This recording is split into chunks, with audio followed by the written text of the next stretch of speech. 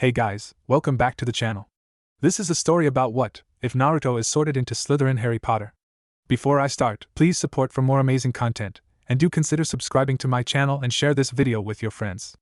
This is written by magicalbloodfox and link in description and support writer. Let's start the video. Chapter 1 Acceptance. Hogwarts, a beautiful and enchanting place for young wizards and witches to learn the art of magic.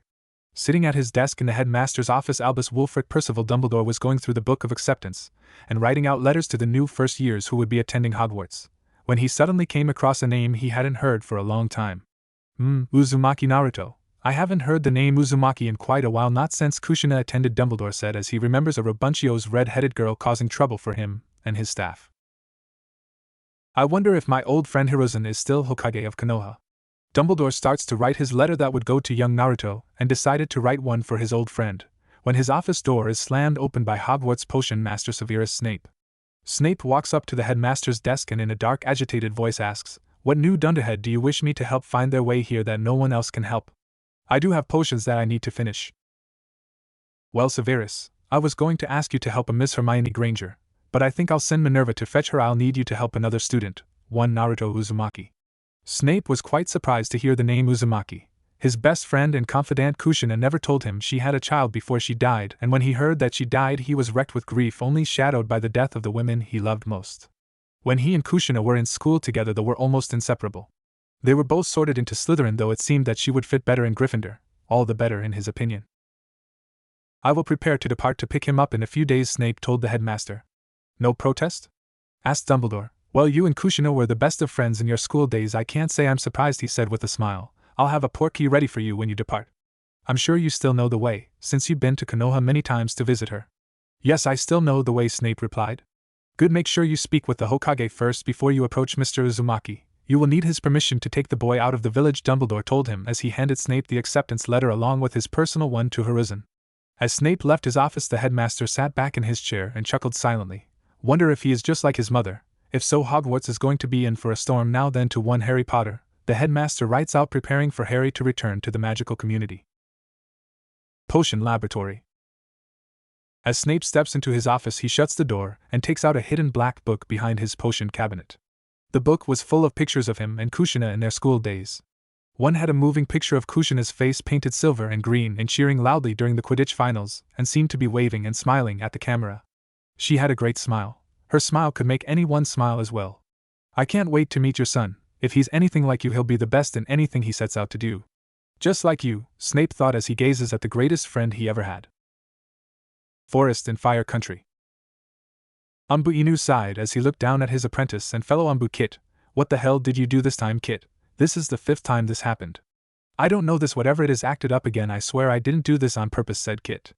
"Maybe we can still collect the bounty as well as report a mission complete," he said to Inu, who continued to shake his head.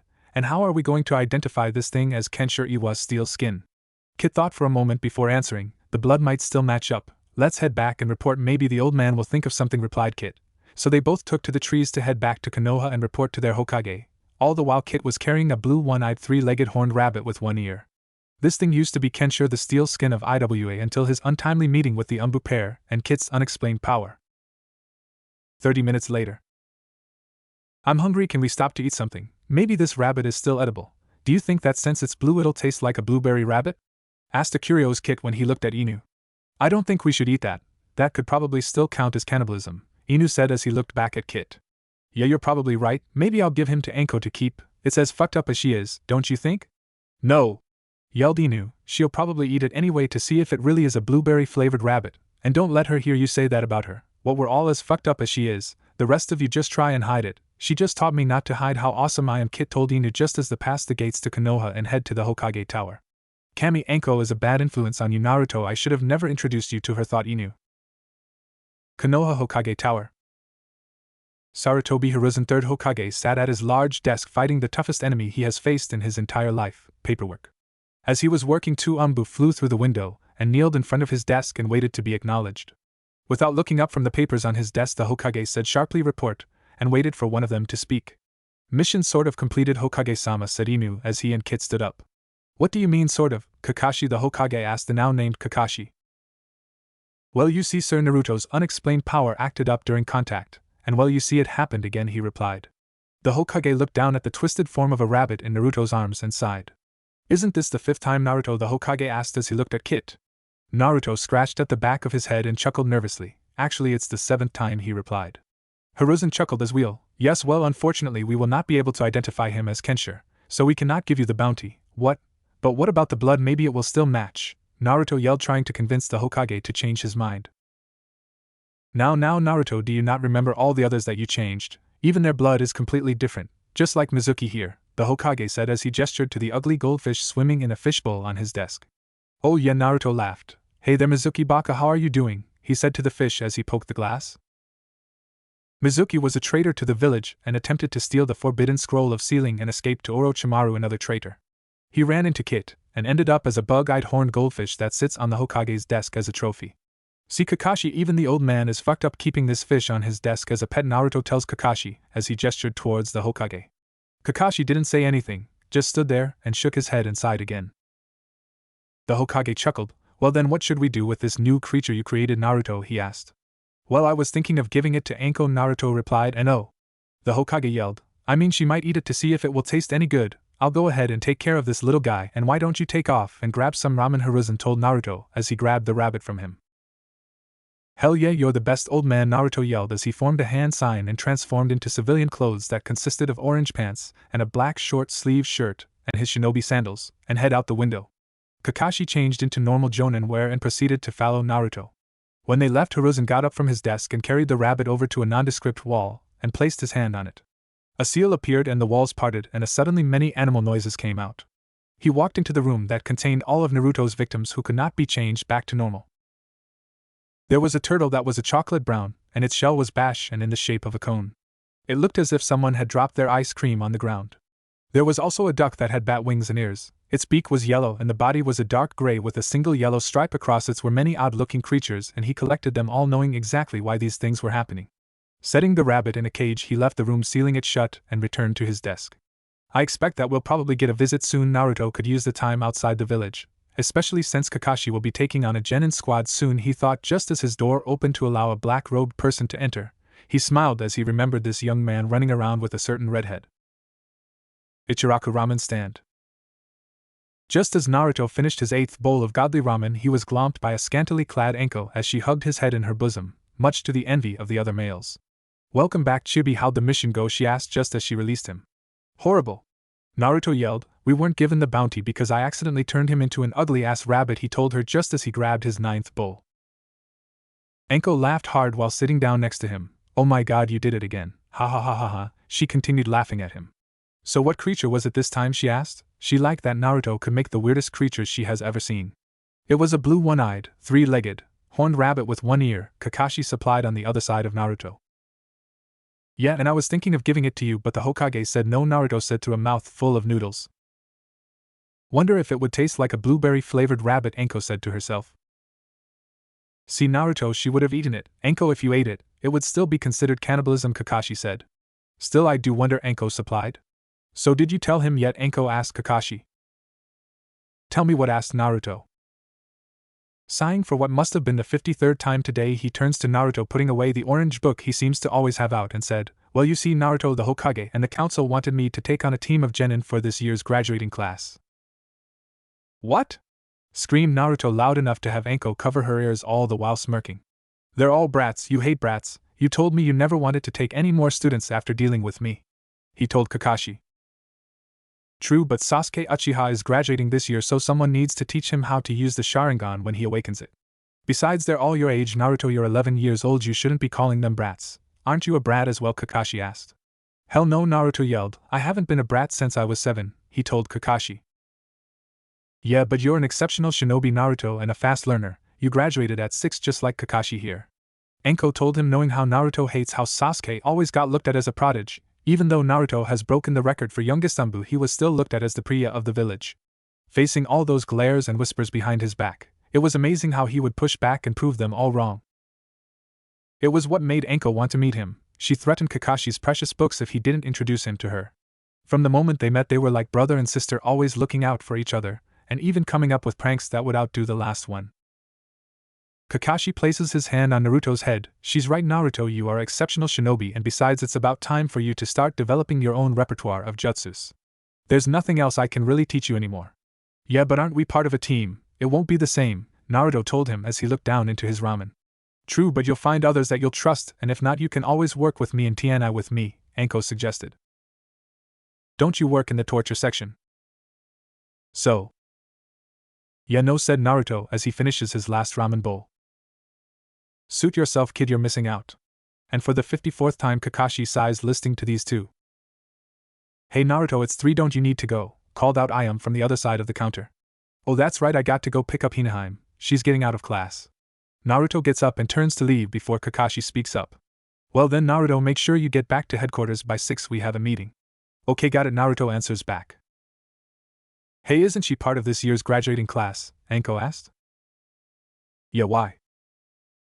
You just called your girlfriend a brat, she sneakers. She's the only one not a brat. She's my Hime. By the way, thanks for the ramen, Kakashi, Naruto says before jumping to the rooftops and heading towards the academy. Kakashi turns his head back to the spot Naruto sat and saw a giant mountain of ramen bowls. When did he have enough time to eat all this? A bill was put in front of him by Ayam and was looking at him expectantly. Hey Anko, can you help? Kakashi never finished when he saw her chair empty as well. He also saw 3 bowls in front of her seat and looks back at the bill. Sure enough, 3 more bowls were added to it. Sighing for the hopefully last time and 55th time today. Not again. Academy. Walking out of the academy, Hinata, Hyuga, heir to the noble clan, was walking to the single swing in the academy's field and sat down to wait. She wore blue pants and undershirt with a mesh shirt over that for protection, and to top it of a tan coat with white fur trim around the collar. She had a pixie-cut hair that was black with a midnight bluish tint, and pupilless white lavender color eyes. She was waiting for her friend Naruto to meet her after school, hopefully more than a friend later on.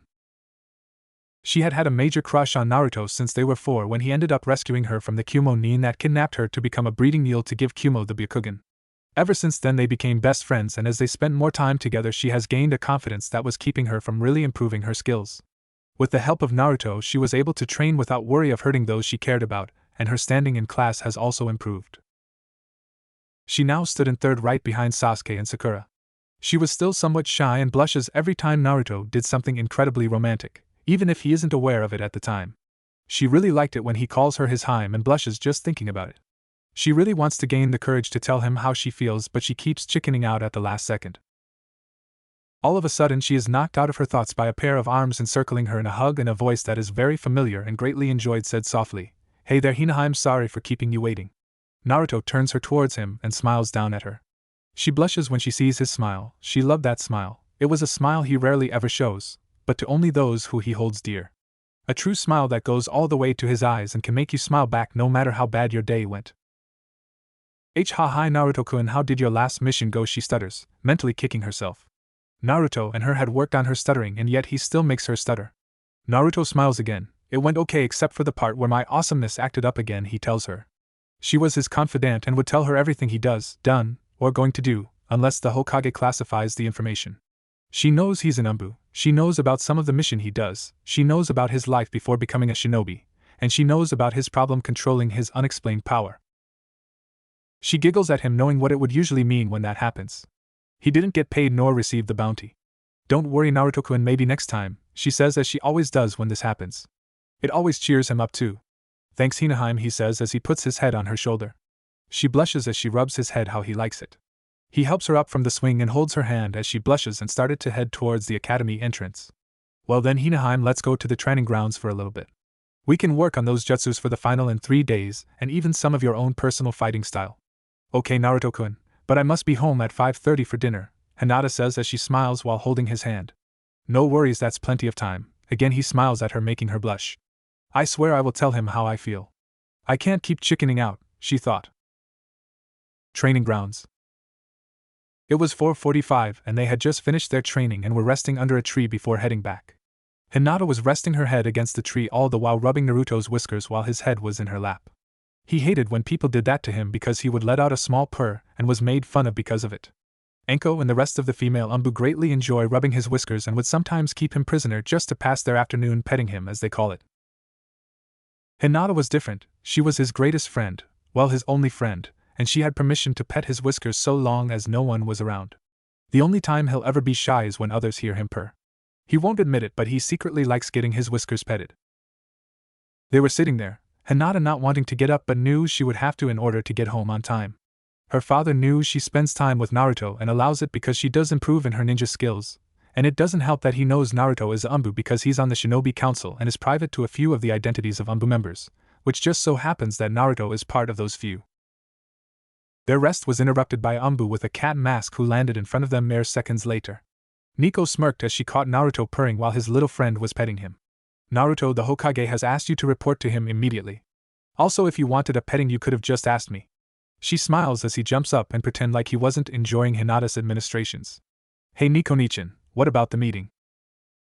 All taken care of, so say goodbye to your sweetheart and report to the Hokage, she says and then vanishes. Both Naruto and Hinata blush red and turn away hoping the other didn't see their blush. I got to go Hinaheim, I'll see you tomorrow and we'll do a review for your test. Alright Naruto-kun, that would be great, she stammers and gives him a hug. He turns to leave but before he jumps off Hinata speaks up, Naruto-kun. Yes Hinaheim, he turns back and smiles. You just never mind, she says chickening out again. Why can't I just say it, I love you, why can't I do it, she rants in her head. Okay Hinaheim, I'll see you tomorrow, he said and heads towards the Hokage Tower. Hinata slumps her shoulders and walks back to the Hyuga Manor. Hokage Tower. Naruto jumps through the window and kneels down still in civilian clothes. You called Hokage-chan? He asked. Since he wasn't in his Umbu gear he didn't need to be formal. Thank you for coming Naruto-chan, the Hokage smirks. If he wants to be informal then so can I, he thinks.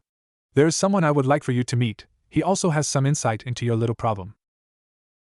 Naruto turns to the man standing to the side. He looked middle-aged with black grease hair that came down to his shoulders. He also had a hooked nose and wore all black with a black cape. Did Sasuke team come from the future? He asked the Hokage. If so, the years sure weren't kind to him, he finishes. Who's Sasuke? the man asked. Chuckling, the Hokage said, No Naruto, this is Severus Snape. He is actually a great friend of your mother's and he came here to drop off a letter for you. Naruto was stunned when his mother was brought up. He never knew his mother or father. He's asked about them before but all he got was they were really strong, powerful people with many enemies who would do harm to him if they found out that he was their son. You knew my mother? What was she like? He asked the man, almost hopeful to hear anything about them. He very much wanted to know who they were since he was 3, what orphan wouldn't want to know? Did they love him, did they not want him? These were his thoughts for years. And now this man has answers he really wanted. He was scared to find out.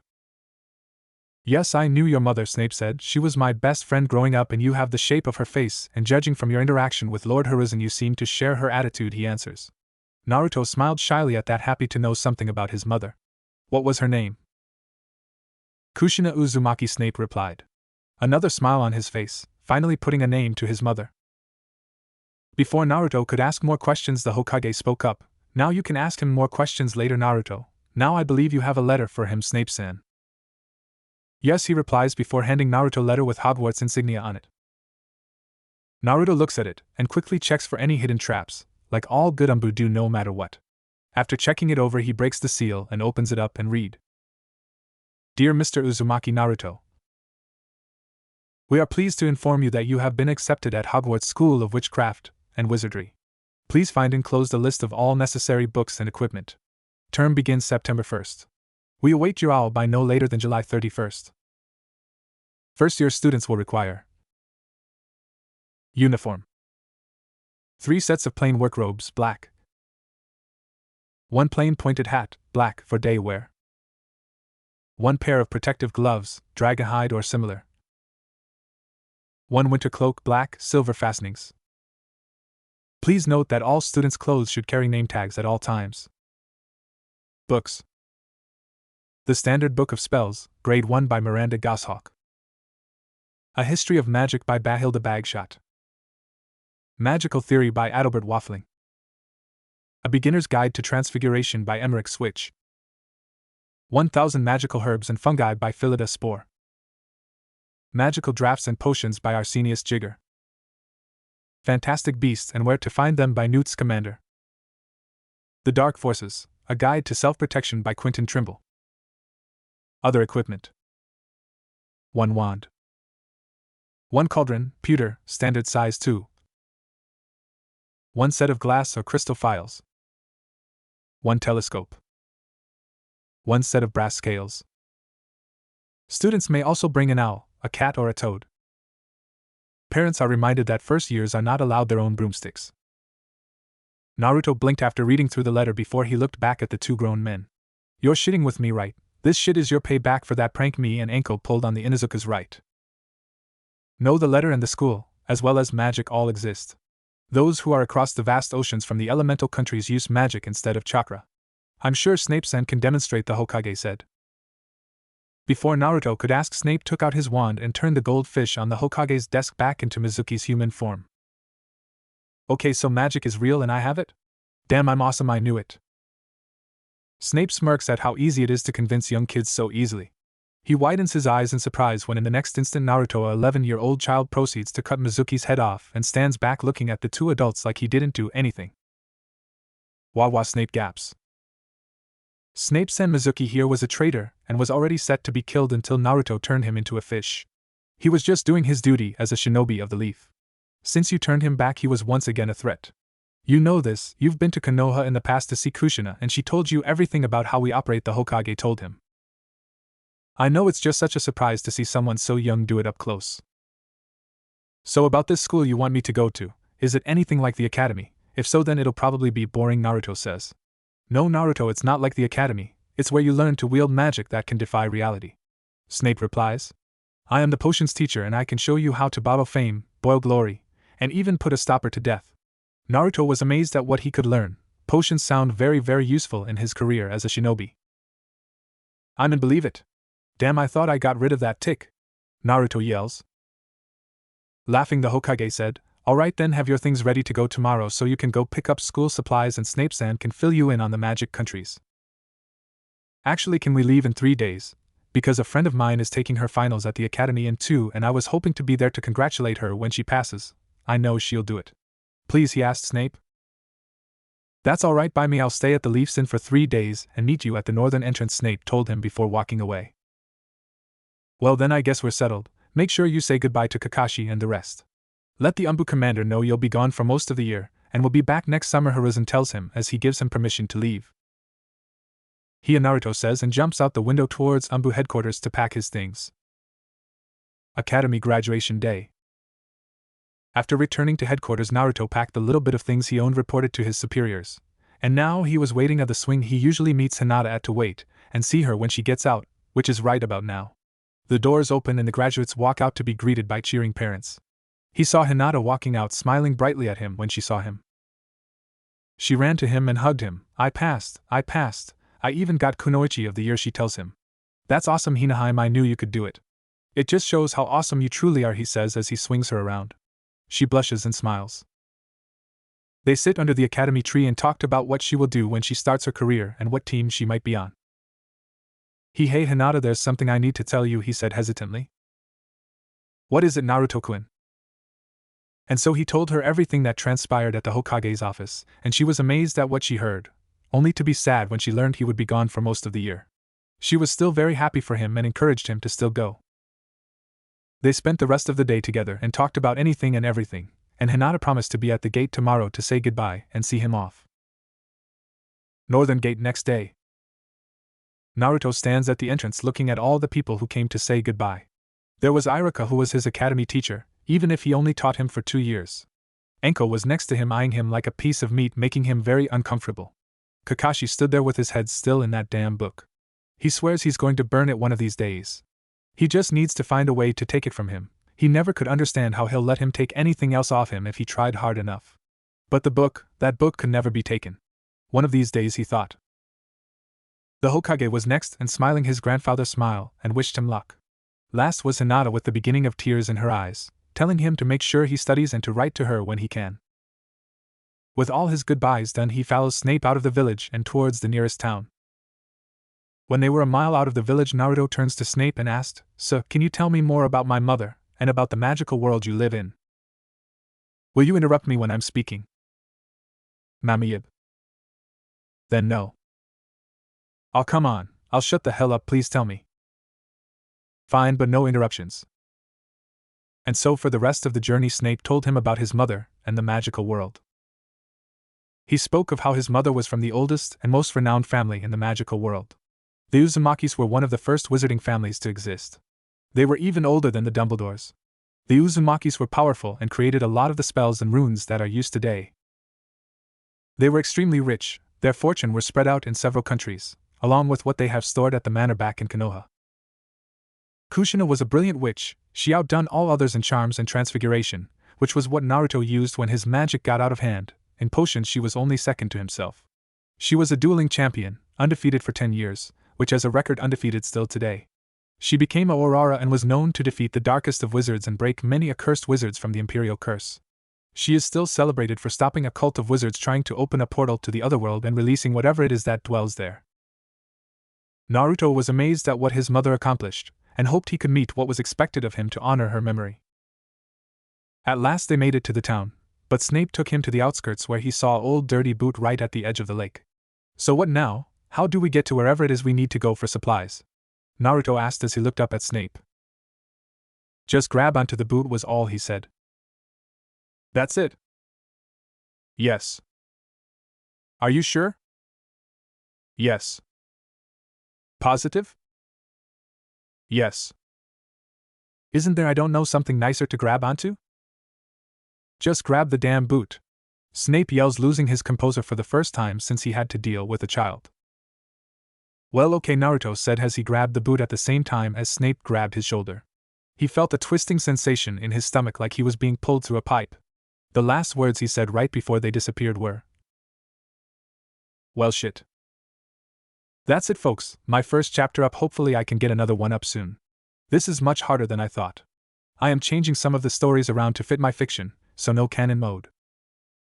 Chapter 2: First Encounters and First Class Service. Alleyway outside the leaky cauldron. Fuck, Naruto grunts out as he lands on the cemented walkway. Snape stands there waiting for him to gather himself. Heaven knows how many people's first time using a portkey affects them. After a time, Naruto stands up and turns to Snape. A little warning would have been appreciated, he told him, glaring. Follow me was all he heard before following Snape into a rundown tavern. Snape walks by the occupants without acknowledging them, while Naruto at least gives a wave to the bartender before following out the back, and into a small area with a bricked wall in front of them. Sir. Professor Snape. Professor Snape, why are we here? Naruto asks as he rolls his eye at him. I believe the shinobi saying look underneath the underneath applies here as well. Watch carefully because you will come here by yourself sometime and need to know how to enter. Snape taps the wall in 3 places in a counterclockwise manner, and an archway is made with the bricks, and Naruto looks on with amazement at all the colorful robed people walking around. We will first stop at Gringotts to take some money from your account to buy your supplies. I suggest taking a few more coins for things you may wish to buy. I have an account here? Cool, Naruto says as they walk to a giant white building at the end of the alley. This place is called Diagon Alley, and this is where you can buy all your school supplies, Snape told him. He was a little amazed at all the shops around the place, but was a little confused by a shop selling brooms. Hey, maybe they're self-cleaning brooms. I know a few lazy people who could use one. They could make a fortune selling to the Naras, he thought. They made it to the entrance and Snape stops and looks at Naruto. Make sure you are polite to the goblins that run this place. Remember, they are here guarding your fortune, so be polite. Naruto nods his head and they went in. Naruto held in a snort when he saw these short and funny-looking creatures at the counter helping some people. Must be the goblins. They have some really crooked noses. Wonder if Professor Snape is related to any of them, he thought as he peeks at Snape from the corner of his eye. Griphook, one of the bank's caretakers of large important vaults, one of which was the very large and very valued vault of the great house of Uzumaki, was running down the hallway towards the customer's hall because he received a note that a Uzumaki has entered and wished to make a withdrawal. And so he had them moved to a private receiving room with some condiments to keep them comfy. If they were lying to him about being one of the renowned Uzumaki, he would make them regret ever uttering that name again. He'll be sure to get them sent to Azkaban. He made it to the room huffing and puffing and looked through the glass. He knew the man to be Professor Snape from Hogwarts, but the blonde-whiskered boy next to him he did not know. This is the boy claiming to be a Uzumaki? He doesn't even have the crimson hair that they have, he thought as he entered. Hello, Griphook says as he enters. I am led to believe that Mr. Uzumaki wishes to make a withdrawal. He looks at Snape for clarification that this boy is either a real Uzumaki or an imposter forcing him to help steal from their vault. It wasn't the first time someone tried to impersonate a member, and it wouldn't be the last. But so long as he lives, no one will succeed. Yes, Snape supplied, no unnecessary words need be spoken. Does Mr. Uzumaki have a key? Snape reaches into a pocket and retrieves a very elaborate crystal key. It had a bunch of seal-looking designs on it, and the great red Uzumaki crest right on top. Griphook knew the key was real, but now is the boy the real deal? He's handed the key and turns to the boy and bows slightly, showing respect for the next request. If Mr. Uzumaki would be inclined, I would like to have a small sample of blood to confirm his identity. No disrespect, sir, but for this particular account we must be very vigilant, he tells the boy while still slightly bowed. Sure, the boy said, and quickly bites his thumb, drawing a few drops of blood before giving his hand to Griphook. Griphook uses magic to take a drop of the boy's blood and drops it on the crest at the top of the key and waited for the proof that this child was in fact the last great Uzumaki. The symbols glowed blue and then turned green for 3 seconds before turning blue again and disappeared. There it was, proof that this child was in fact a Uzumaki. Not only that, but was the last of his great, no, the last of his most noble and magnificent family. Now Griphook bowed even lower and in an almost odd voice said, Lord Uzumaki, thank you for coming right this way, and we'll head towards your family vault. As they were heading towards the vault room, Snape smirked at how the goblin was scrambling around once he learned Naruto's family name. What was better was the scrunched-up face Naruto was making when he was referred to as Lord. Just like his mother, Naruto didn't like to stand on ceremony and would prefer to be informal and personal. Just before they reached the mine cart, the goblin stopped and turned to a wall with certain symbols and pressed a few, then swirling the one at the bottom. The cart waiting on the tracks took off right before a much nicer and comfortable cart came to a stop in front of them. The cart was of orangish red and had a red Uzumaki swirl on its side. There was also a roof over it to keep falling stone and water off the occupants. Griphook opens the side door and steps to the side. This way, Lord Uzumaki, will head down to your vault. Naruto and Snape get in and sits down only to find the seats are cushioned and quite comfortable. Griphook gets in the front and pulls one of the levers. The cart rolls off and they start gaining speed more and more as they keep going down. This cart is much nicer than those rusted cans they make people get into. Kushina never told me about this. The ride is smooth and we're not thrown to either side as it turns sharply, Snape thought as he looks at Naruto, who's slowly getting more excited as they gain more speed. I'll have to escort him more often if he receives these kinds of services. He smirked. By the time they reached the vault, Naruto had his hands up, enjoying the ride as the cart went into sharp turns and a few loops. He swore he saw a dragon somewhere on the way down. Vault 001, Griphook said as he got out and held the door for them. The vault door was made of stone with the Uzumaki symbol in the stone, and a few runes going along the path of the crest and more encircling it. The goblin walks up to the door and strokes his finger down the middle, revealing a keyhole. He inserts the key, and thanks to before, it already had his blood as well, which would unlock the rest. As the doors opened, Naruto was flabbergasted. He was gaping at the large piles of coins that seemed to be as big as the academy back home, and it looked like it went on for miles. Oh, how far down does it go? He asked, wanting to know how much this vault could hold because every part of what was in front of him was piled with the coins, golden cups, and gaudy jewelry. Goes on for at least 1.5 miles, my lord, Griphook replied. 1.5 miles, even Snape was astounded by this wealth. And there were several other countries who have just as much in their vaults. Just how rich were the Uzumaki? Naruto whistles in astonishment before scrunching up his face again. You know you don't have to keep calling me lord. But anything else would be an insult to you and your family. Yeah, but I would prefer if you just called me Naruto, okay? As you wish, Lord Naruto, Griphook said, bowing low. Again Naruto scrunches his face and Snape smirked. Why don't we grab some coins and we'll continue with our errands, he told Naruto as he walked towards him and the vault entrance. Naruto went in to grab a few coins and placed them in a few hidden pockets he had. Snape was about to enter when Griphook put out his arm and Snape froze as if he was tied up. Only Lord Naruto may enter. It is our largest account and pride ourselves in the keeping of it, so you will not touch it, said the goblin as he glared up at Snape. As they got back into the cart and head up, Naruto spoke. You know, if there was a mini bar with drinks and snacks, this would be an even better ride. No one answered him, but Griphook's right ear twitched. They made their way back to the entrance with Griphook bowing to Naruto all the way, much to his chagrin. Well, that was a bit much, Naruto said. I did tell you the Uzumaki family is a very prominent house. Yeah, but damn, that was a lot. They headed down the entrance stairs before Snape turned to him. I still have a few things to get ready for the school year, so here is a ticket to the train that will take you to Hogwarts. The bartender back at the bar will help you get there. And your letter already has a list of supplies for you to get, and I will see you then, Snape said before he turned to walk away.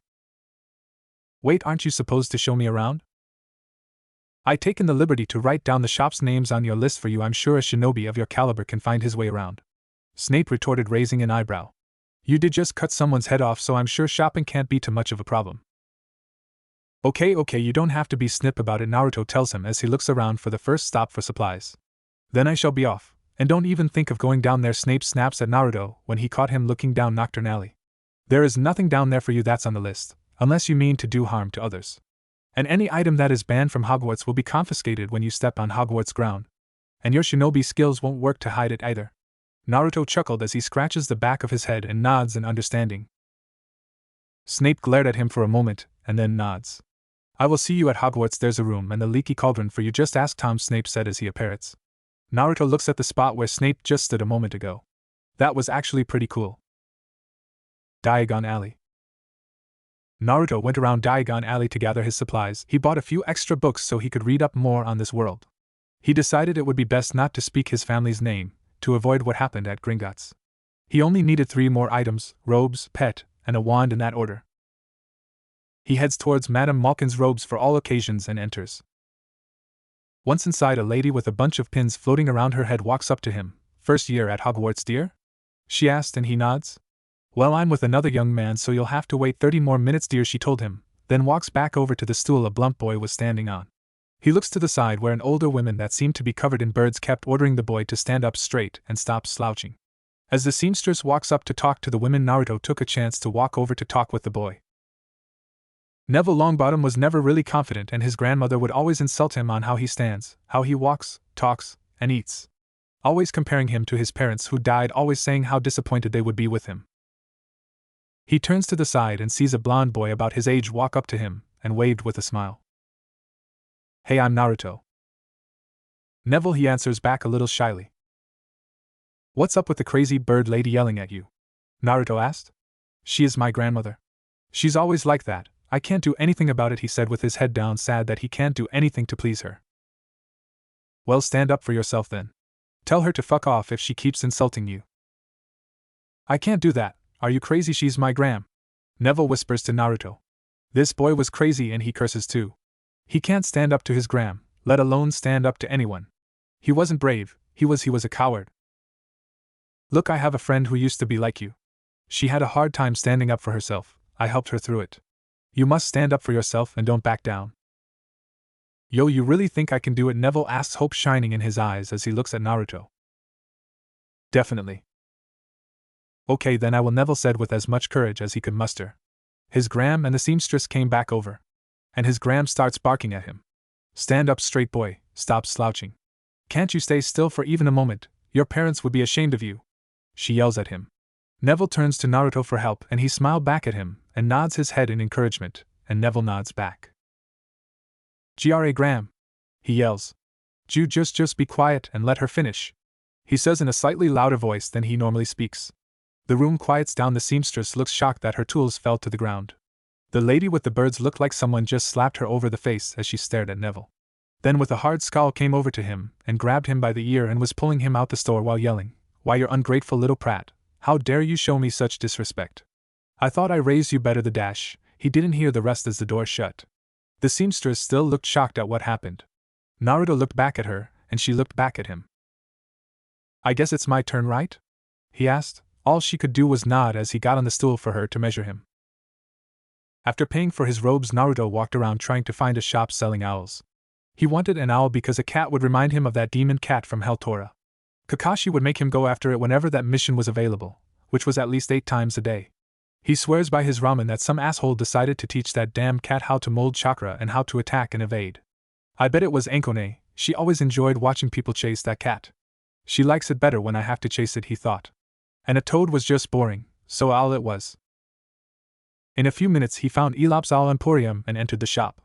There were owls flapping their wings everywhere, and hoots of different pitches would sound out, making it loud and hard to hear others speak. He went down the aisles looking at all the different kinds of owls, small, big, white, brown, but none caught his eye. As he turns the last aisle, he sees a beautiful owl at the end standing on a perch and not in a cage. He walked up to it and saw it had black feathers. In fact, they seemed darker than black. There was also a slight gray coloring around its eyes. Its eyes were a bright gold color that made gold seem plain. It was a medium-sized owl, so it wasn't much to struggle with when he had to carry it. He held out his arm to it, waiting for it to respond to him.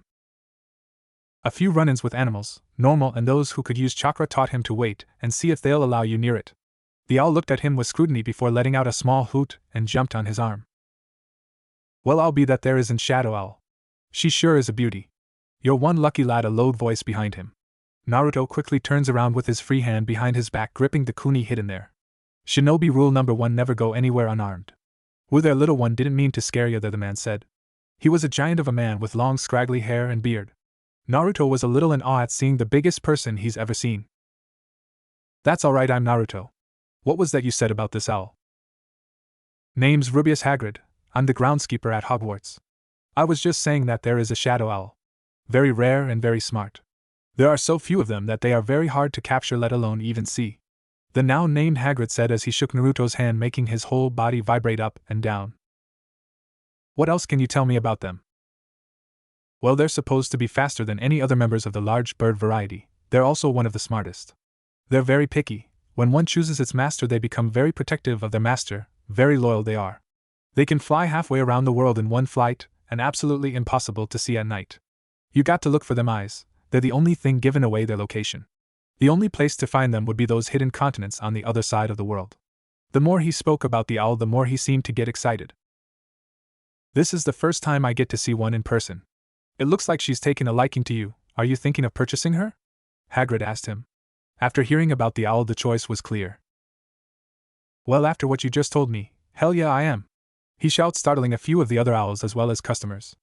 Hagrid just laughs and led the boy to the front.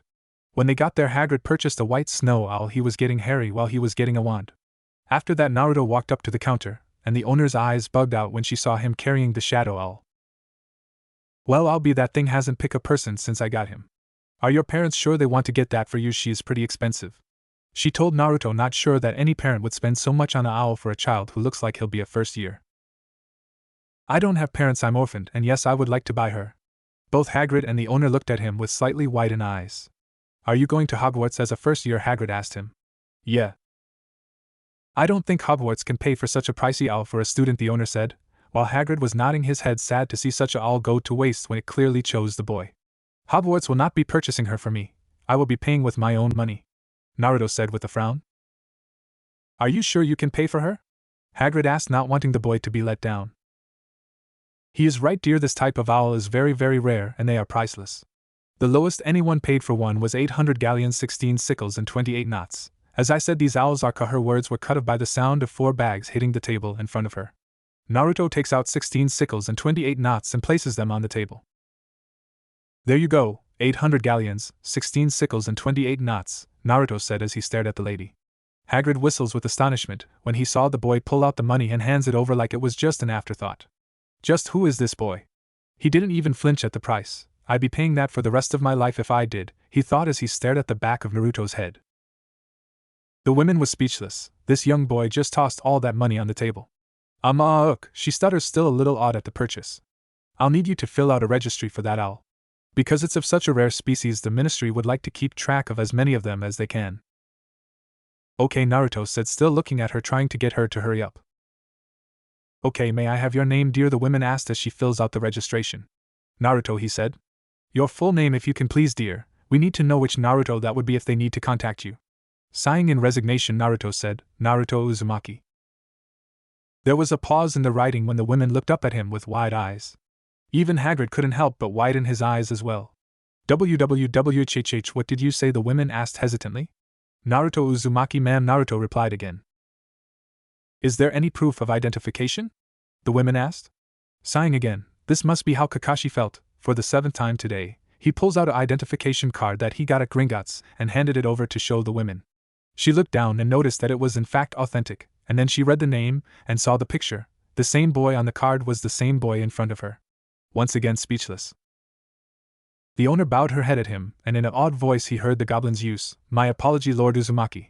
I'll get this done in just a minute, and you can be on your way, she told him as she rushed to the back to finish off the paperwork. He turns around to look at Hagrid's astonished face and sighed for the 8th time, waiting for him to speak. Well, may I ask you who your mother was? Hagrid asked, even though he may have had a suspicion. Kushin and Naruto told him before he was blasted by Hagrid's loud laugh. So you're little Shina's boy. I didn't expect that, though now that I got a good look at you I can see it. You got the shape of her face, a bit feminine," he said.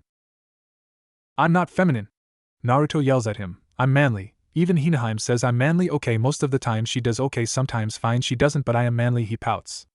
Hagrid just laughs again and rubs Naruto's head. "Well, you sure got her personality. My, it's been a while since I've seen her. Quite the fiery temper as well." Naruto would have asked how he knew her but remembered him saying he was a groundskeeper at Hogwarts. Right then the woman returns from the back and bows deeply to him. "You're all set, Lord Uzumaki." "Thank you." "You're welcome, my lord." Naruto walks out of the store before someone else finds out about him. Hagrid follows him and stops next to him when he looks down at him. "So what will you name her?" How about Shade?" Naruto looks at the owl as she gives a negative hoot. "Okay, then what about Kaneko?" A hoot of approval comes from the now named Kaneko. "That there sounds like a beautiful name," Hagrid said, agreeing with Kaneko. "All right then, we're settled," Naruto said, petting Kaneko a little. She leaned into his touch, giving of a soft and pleasured hoot. "Since you are going to Hogwarts, is there anything else you need to pick up?" Hagrid asked. "Just a wand," Naruto answered. "Well, follow me, I'm headed there to pick up another firstie going to Hogwarts." And so Naruto followed Hagrid down the lane until they came to a shop called Ollivander's. "Go on then and good luck, I'll see you at Hogwarts," Hagrid told him as he opened the door. Before he could enter though, he bumped into another kid and both of them dropped to the ground. "I'm so sorry," the kid said as he got up. "No worries, I'm fine," Naruto told him. "You alright, Harry?" Hagrid asked as he came up to them. "Yeah, I'm good," he replied. Harry looks over to the other kid he ran into and held out his hand. "Sorry about that again, mate, I'm Harry Potter," Harry said, getting ready for another person to ogle and praise him. He was quite surprised when all he got was, "Hey, no worries," and the name's Naruto Uzumaki. Naruto replied. "Damn it," Naruto thought as he accidentally revealed his last name. He too was surprised when Harry didn't react to it. He was grateful because he sure as hell didn't want to deal with this shit any longer. "Hey Harry, you and Naruto here are going to both be firsties at Hogwarts together," Hagrid said with a smile. "Really?" Harry replied as he turned back to Naruto. "Guess we'll be classmates then." "Yeah, I'll see you then." I got to grab my wand before heading back to the leaky cauldron. As they waved goodbye, both boys smiled as they turned away from each other, and thought the same thought. Finally someone who doesn't act like a groupie. Ollivander's. As Naruto entered the shop, he saw a man at the counter just finishing up putting a wand away as he turned around to smile at him. "Welcome, welcome, come on in and let's get you a wand," the man said as Naruto came to the counter. Once there, both Naruto and the man felt a tingling sensation in the air. Many of the boxes on the walls and in the back start to rumble and glow. It lasted only a few seconds before everything settled down back to normal. They both looked at each other wondering what could have caused this. "Very peculiar," the man said as he continues to look at Naruto. "Only one other person I know did the same thing a few years back and she was destined for great things, incredible things," he said as he continues staring. "What is your name, young man?" he asked. "It's polite to give your name first before asking someone theirs," Naruto said, hoping just to get this moving along. Why is it always the last things he needs always ends up being the most annoying? "You're quite right, young man, let's start over. I'm Derek Ollivander, and this is my family shop, finest wands in Britain. And may I ask who you might be, good sir?" he asked politely. Naruto didn't hear any sarcasm in his voice, so he decided to return the favor, even though he was going to hate this next part. "Naruto Uzumaki," he nods at the man. "Here we go." "Cedar with a unicorn's hair," the man said. Naruto was puzzled by what this man said. What the hell, he thought. "That, my good boy, was the wand that your mother Kushina Uzumaki received when she came to my shop." So that's what he was talking about. At first Naruto thought this man might have lost it for a second. "You seem to take after her in the way you carry yourself. I can expect great things from you, young man, great things. So now all we need to do is pair you with a wand." "Do I just pick one?" "Heavens no, the wand chooses its wizard, not the other way around." "Yup, I was right the first time, he really did lose it. How the fuck does a stick pick someone? Does it poke them and go, 'Hey, I choose you'?" Naruto took a step back from the man and asked in a cautious tone, "Is there someone else that I could probably talk to? You know, someone not maybe crazy? My, aren't you a bit snarky? Come on then, let's get to it. Show me your wand hand," the man said as he waited. "My, what now?" "The hand you write with," he said. "Oh," Naruto puts out his right hand, "you could have just said that." A wand was put in his hand and the man looked back at him. "Let's try a oak with unicorn tail hair, 11, give it a wave." So Naruto waved it around and then the wand exploded in his hand. "Oh damn it, what the hell you trying to do, blow up my arm?" "Nope, let's try fur with dragon heartstring 10s." So Naruto, with a lot more caution, flicked the wand only for a part of the wall on the left to burst up in flames. Ollivander took the wand and used a water spell to put out the fire. Guess not that one, Ether? Naruto retorts. Nope, but this is interesting. This is going to be fun. Ollivander said as they continued to try many wands, and every time something would explode or go up in flames. Maybe, just maybe, Ollivander said as he walked to the back. He opens the safe, took out his wand, and waved it over the safe as well. He came back carrying a small box and set it down in front of him. This here is a very rare wand. He took it out and handed it to Naruto. Made with the very rare elderwood and a phoenix feather, 11's a very powerful wand, he said as he stepped way back and gestures for him to give it a try. Naruto hesitated for a few seconds. Okay, these sticks are way more dangerous than I thought. Who the fuck would give these things to untrained children? Someone is bound to kill themselves, he thought before flicking it away from him, just to be sure. The next thing they see is the entire front of the shop explode out into Diagon Alley, and they heard screams as wizards and witches run from the vicinity. Naruto looks back at Ollivander. You were right, it really is a powerful wand. So why the hell would you give it to a kid that doesn't do magic yet?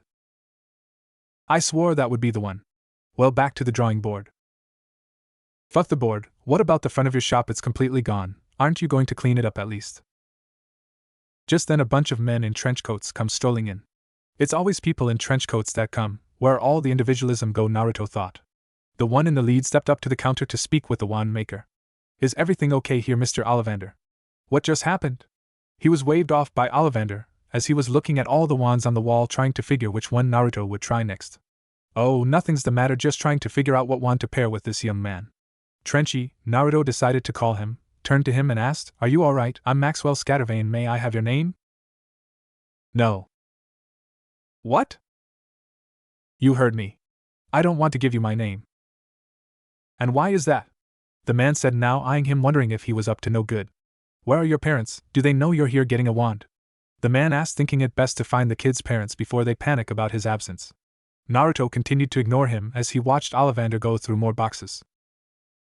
Look, kid, I need to know your name so I can put this in my report. We don't want people thinking there was an attack when it was just a bad wand pairing. Again he was ignored, and he was now a little pissed that this prat thinks he could just ignore Aurora and get away with it. Hell no. Just as he was about to grab him by the shoulders, Ollivander slapped another wand in the boy's hand, and then Naruto flicked it at the guy before he could touch him.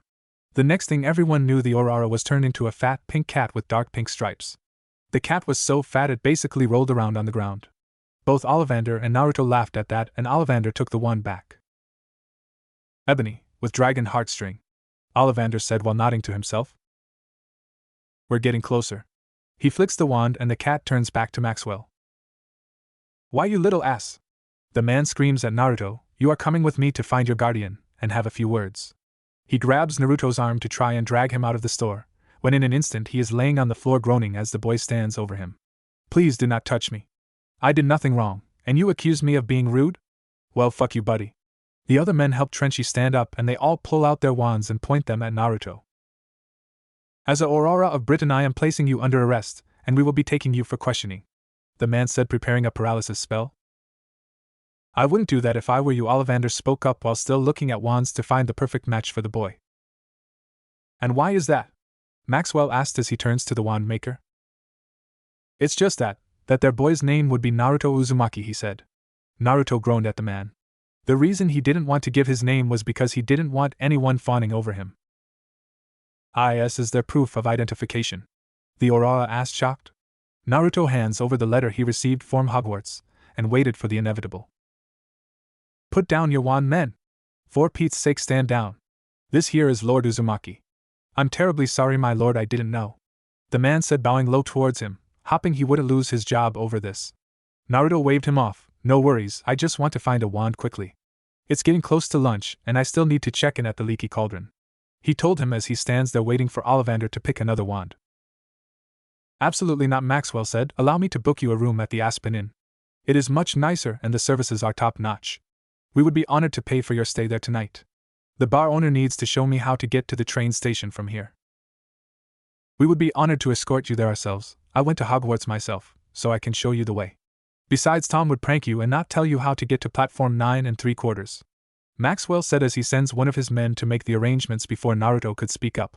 Fine, but I would like to finish my shopping if you wouldn't mind, Naruto said politely, but had a scowl on his face when he keeps getting referred to as Lord. As you wish, my lord, we'll be outside waiting, the man said as the Auroras bowed and left, not before they fixed the front entrance on the shop. Naruto sighs as he turns back to face Ollivander, only to jerk back when said man was right in front of him with widened eyes and the largest smile on his face. Eureka, I got it. I know the perfect one. If this doesn't work, then I'm out of ideas. So where is it? Follow me into the back, the wand maker said as he headed deeper into the store. Naruto followed until he saw the man open the floorboard and take out an elaborate box. The man opens it, and there inside was one of the most beautiful wand Naruto's seen so far. It was a dark orangish brown with intricate swirls all over it, and a purple double spiral going from the butt of the wand and spiraling around the wand all the way to its tip.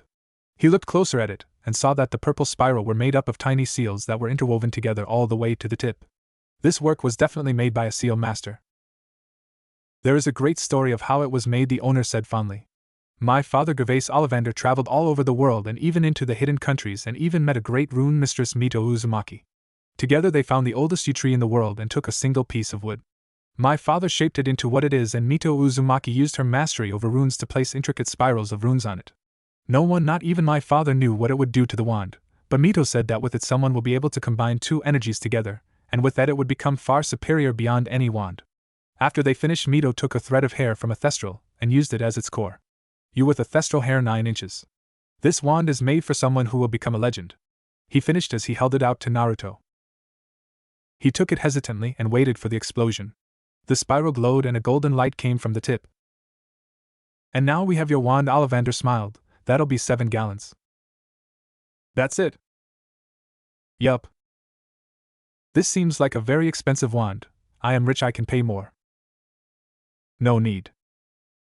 Naruto shrugged his shoulder and paid for the wand. Do you have a sheath for it?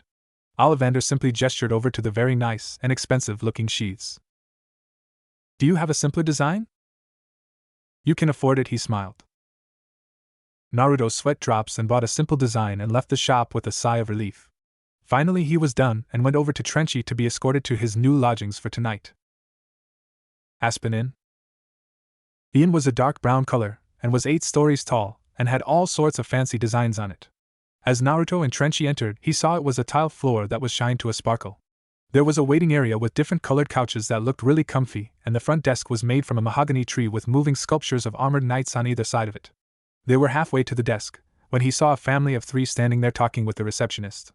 There was a tall, bleached blonde, long-haired man, and a kid about his age with hair a few shades darker than what he presumed to be his father. And on the other side of the kid was a black-haired woman with a few white streaks in her hair. This could be the mother. 2/3 of the way he could hear the man yelling at the girl behind the desk. I don't care what insignificant little pest is in the executive's suit, move them. I'm sorry, sir, but that is not our policy. We can provide you rooms across the hall if you would like. The women said, scared from being yelled at. We'll take them. Come along, dear. Draco, let's go. The woman, who was the kid's mother, walked away with her hand on her son's shoulder. The man follows, but complaining the whole time how it was insulting that they would not be in the best rooms. He could only shake his head at the man. He reminds me of a blonde Hyuga. They get to the counter and Maxwell looks at the girl with a smile. We're here to check in Lord Naruto Uzumaki into the executive's suit. Oh, well, guess I'm the insignificant little pest that took it, Naruto inwardly chuckled. The women's eyes widened this time in astonishment, and bowed to Naruto. Oh, of course, and welcome, my lord, to Aspen Inn. If there is anything you need, please just let the staff know, she told him as he was handed a key. They made it to the white double doors to the room, and Naruto entered and turned around to face Maxwell. Well, my lord, I'll get you in the morning. The train will leave at 11, so we need to get there a little early. Alright, see you tomorrow, bye, Scatterbrains. It's actually SCA. He was cut off by Naruto slamming the door in his face. Naruto looked at his suit and sweat dropped. This place was huge. There were 2 bedrooms, a patio that looked down into the shopping district, and the open space between the bedrooms was massive. The kuchas looked like they would feel like clouds. He checked both bedrooms, and one had 2 beds in the larger of the 2, and the other one must be the master room. The bathroom had a shower with a rain cloud over the top and rained warm water. There was also a jacuzzi that was bubbling using magic. Overall, this place was overwhelming. He felt his stomach start to rumble, and decided to go and grab a bite to eat. He walks out of the suit and starts to head towards the stairs, when he noticed the kid from before going the same way. Hey, wait up a second, the boy said, catching up to him. He puts out his hand to him and introduces himself. Name's Draco Malfoy. Naruto, he said, avoiding giving anyone else his last name. So Naruto, where you heading? Out for lunch, want to join, he asked. Might as well be polite. Sure, I was going to head into Diagon Alley for some food. Are you new here to Britain? You look a little Eastern if I can guess, Draco asked as they headed out of the inn. Yeah, way east, but I'm going to Hogwarts for my first year because my mother went there. Hey, I'm going to Hogwarts too, we'll be in the same year. What house do you think you'll be in? Personally, I am going for Slytherin, that's the house my family has always been in. Naruto remembered Snape telling him that Hogwarts has 4 houses: Ravenclaw, Hufflepuff, Gryffindor, and Slytherin. He also learned his mother was also in Slytherin and he wanted to follow her footsteps. Yeah, I guess Slytherin would be my choice as well. Yeah, we'll be housemates, you and I, Draco said, patting his back. They continued to walk around Diagon Alley while they talked. They had ice cream that tastes like lamb and mint jelly. Well, Draco did. Naruto found his lost love, ramen-flavored ice cream. Draco was amazed Naruto could eat 2 gallons of ice cream and still feel hungry. They made their way back to the inn and up the stairs to their appointed suits. As Draco passes the executive suite, he turns to find Naruto at the door, opening it with a key. Hey Naruto, you're staying there? Draco asked, shocked that the kid he was hanging out with all day was the one staying in that suit. His father was very important, and they were rarely denied anything. Whoever Naruto's parents are, they must be very, very important if he wasn't moved for the Malfoys. Yeah, want to come in? They got a mini bar with some snacks? Naruto asked, holding the door open. Draco quickly agrees and enters. They ate out the mini bar, though Draco didn't touch the alcohol, but was more shocked that Naruto had no inhibitions about it. Hey mate, won't your parents be pissed if they catch you drink that? He asked, looking around the room wondering where his parents might be. No, I'm an orphan. My parents died the day I was born. I never knew them. I only heard about my mother 3 days ago when I got my letter to Hogwarts. Draco's eyes widen. So you're staying here all by yourself? Yup. He couldn't believe it. This kid went his entire life not knowing who his parents were.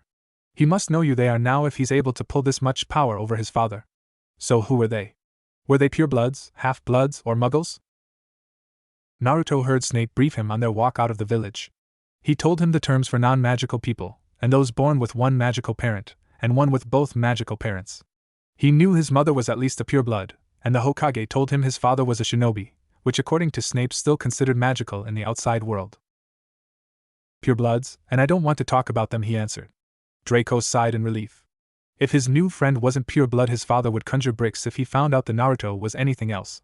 It was approaching 6, and he needed to go meet up with his parents for dinner. His mother was very firm in that their family always eats together. He decided since Naruto was by himself for the night, he'll invite him to dinner with them. Hey Naruto, my parents and I are going to dinner, and I was wondering if you would like to join? Sure, I still feel a little hungry, I can go for a bite. Draco sweat drops, he just ate 3 gallons of ice cream and still hungry.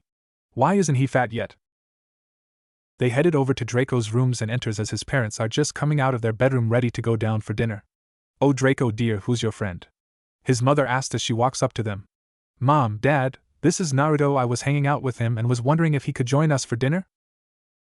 Yes/no, his parents say at the same time. Of course, dear, Naruto is more than welcome to join us, his mother said while looking pointedly at her husband. She then turns to Naruto and takes his hand in hers. I'm Narcissa, and my husband's name is Lucius. It is very nice to meet you, she smiles at him, and he gives her a smile back. Apparently Lucius did not have the same idea about allowing him to join them. Draco, we don't bring in lessers in our inner circles.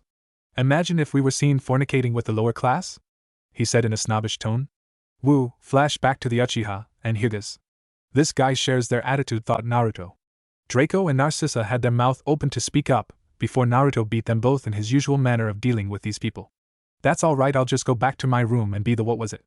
Insignificant little pest that's staying in the suit across the hall, Naruto said with a small smirk that no one could see. Draco had his jaw on the ground. He couldn't believe that he just said that to his father. Narcissa's cheeks turned red more with anger that Lucius' words were heard by the very person he spoke of. And all Lucius did was raise an eyebrow a little. So the 4 of them were at dinner trying to get to know Naruto a little. When they heard that he was an orphan and that he just learned of his heritage not 3 days ago, Narcissa started on him like a mother hen and practically made him her unofficial son. And Lucius decided to allow her moments of over-smothering a child. It was sort of his payback for not getting the suit. He was petty that way. As they were heading up to their suits, Naruto suggested that they go ahead and share the executive suit with him since he was the only one, and there was more than enough space for them all. Lucius was about to decline. He didn't want a boy to think he was still put out that he wasn't given the suit. When Naruto mentioned that the auroras that brought him here was paying for it, well, he did feel a little better. Any way to save him money. So Naruto gave Narcissa and Lucius the master room with its own bathroom, and Draco and him shared a room and spent some time in the jacuzzi. That night when they were lying in bed, Draco was thinking about his new friend's mysterious past and how he avoided answering questions about his parents. He and his own parents were shocked to see him polish of 10 bowls of ramen at dinner. They didn't even have ramen on the menu, they still made it especially for him. What amazed them all was when the check came, the maitre d' said dinner was on the house and bowed towards Naruto. No one even bows to his father. He turns his head to stare at Naruto as he gazed at the ceiling. Just who are Naruto? Hey Draco? He was brought back and looked at him. Yeah? Are we friends? Naruto asked as he turned towards Draco. Yeah mate, we're friends. Naruto just nodded. You know, you're only my second friend I have? Draco just started wondering how a guy like Naruto not have more friends. He is awesome to hang out with. As they both drifted to sleep, Naruto's dream was of the wonders he hopes to find at Hogwarts tomorrow. Next morning, the Malfoys and Naruto made it to the lobby as they were checking out to head over to King's Crossing. The receptionist from yesterday was there looking at Lucius with a little fear, and she kept bowing to Naruto, which continued to confuse them. Naruto still refused to talk about his family, and Lucius was gaining more and more respect for the boy by the second. Just then Trenchy and his cronies walked up to them to escort him to the train. With a single look Naruto gave Maxwell, it told him not to speak or else. And seeing that this was an Uzumaki, Maxwell decided to keep his health and refused to give any information to the Malfoys when he asked him about Naruto. Well Naruto, it was very nice meeting you, we need to make a quick last-minute stop, so we'll see you another time. Narcissa said, and Draco waved to him. See you on the train mate, save me a seat. Naruto nodded and waved as they left. King's Crossing. So you want me to go through the wall? Yup. Really, you're not fucking with me? No I'm not, it's perfectly safe. Is this revenge for turning you into a pink cat? In my defense, it was a bad wand pairing, Naruto told Maxwell as they stood before a column between platform 9 and 10. Look, I'll show you, he said, looking around to make sure no one was looking in their direction. He then grabbed Naruto's cart and disappeared through the wall. After seeing nothing bad happen, Naruto followed, and when he came out the other side he saw a giant red steam train with the writing on the sides saying Hogwarts Express. Why don't you go get on while I get this stored and talk to the conductor for you? Maxwell said with a smile. Thanks Trenchy, see you later, and then Naruto left him standing there with a confused face. Who's Trenchy? On the Hogwarts Express. It was crowded on the train. Naruto struggled to get through the throng of kids and check the compartments. Most of them were full, and some had others who were waiting for their friends. So he moved on until he found one with 2 kids in it. One was a dark-skinned boy with a close shave, and the other one was pale and had brown hair. He opened the door and poked his head in. Hey, can I join you guys? He asked, looking at them. No sorry, we're full, said the pale kid. But there's only 2 of you and this compartment is big enough for 6 people. The dark-skinned kid got up and tried to push him out. Get your trashy arse out of here, you dunderhead. We are very important people in the wizarding world, so we don't need to be stuffed in like luggage with the rest of you trash. Naruto looked at them with a raised eyebrow before reaching behind him and into his pouch. He pulled out nothing dangerous, because they would be confiscated, except his kunais. He was allowed those for when he trains in his shinobi skills. He pulled out a roll of duct tape and brought it in front of him. Both boys laughed at him as they saw what he brought out. What are you going to do, tape our mouths shut or something, huh? The pale boy said as both of them were laughing. A loud screech was heard when Naruto stretched some type, or something. Few seconds later. Naruto sat down by the window and opened a history book to learn more about this magical world. He used the duct tape to hog-tie the boys and some to gag them to shut them up.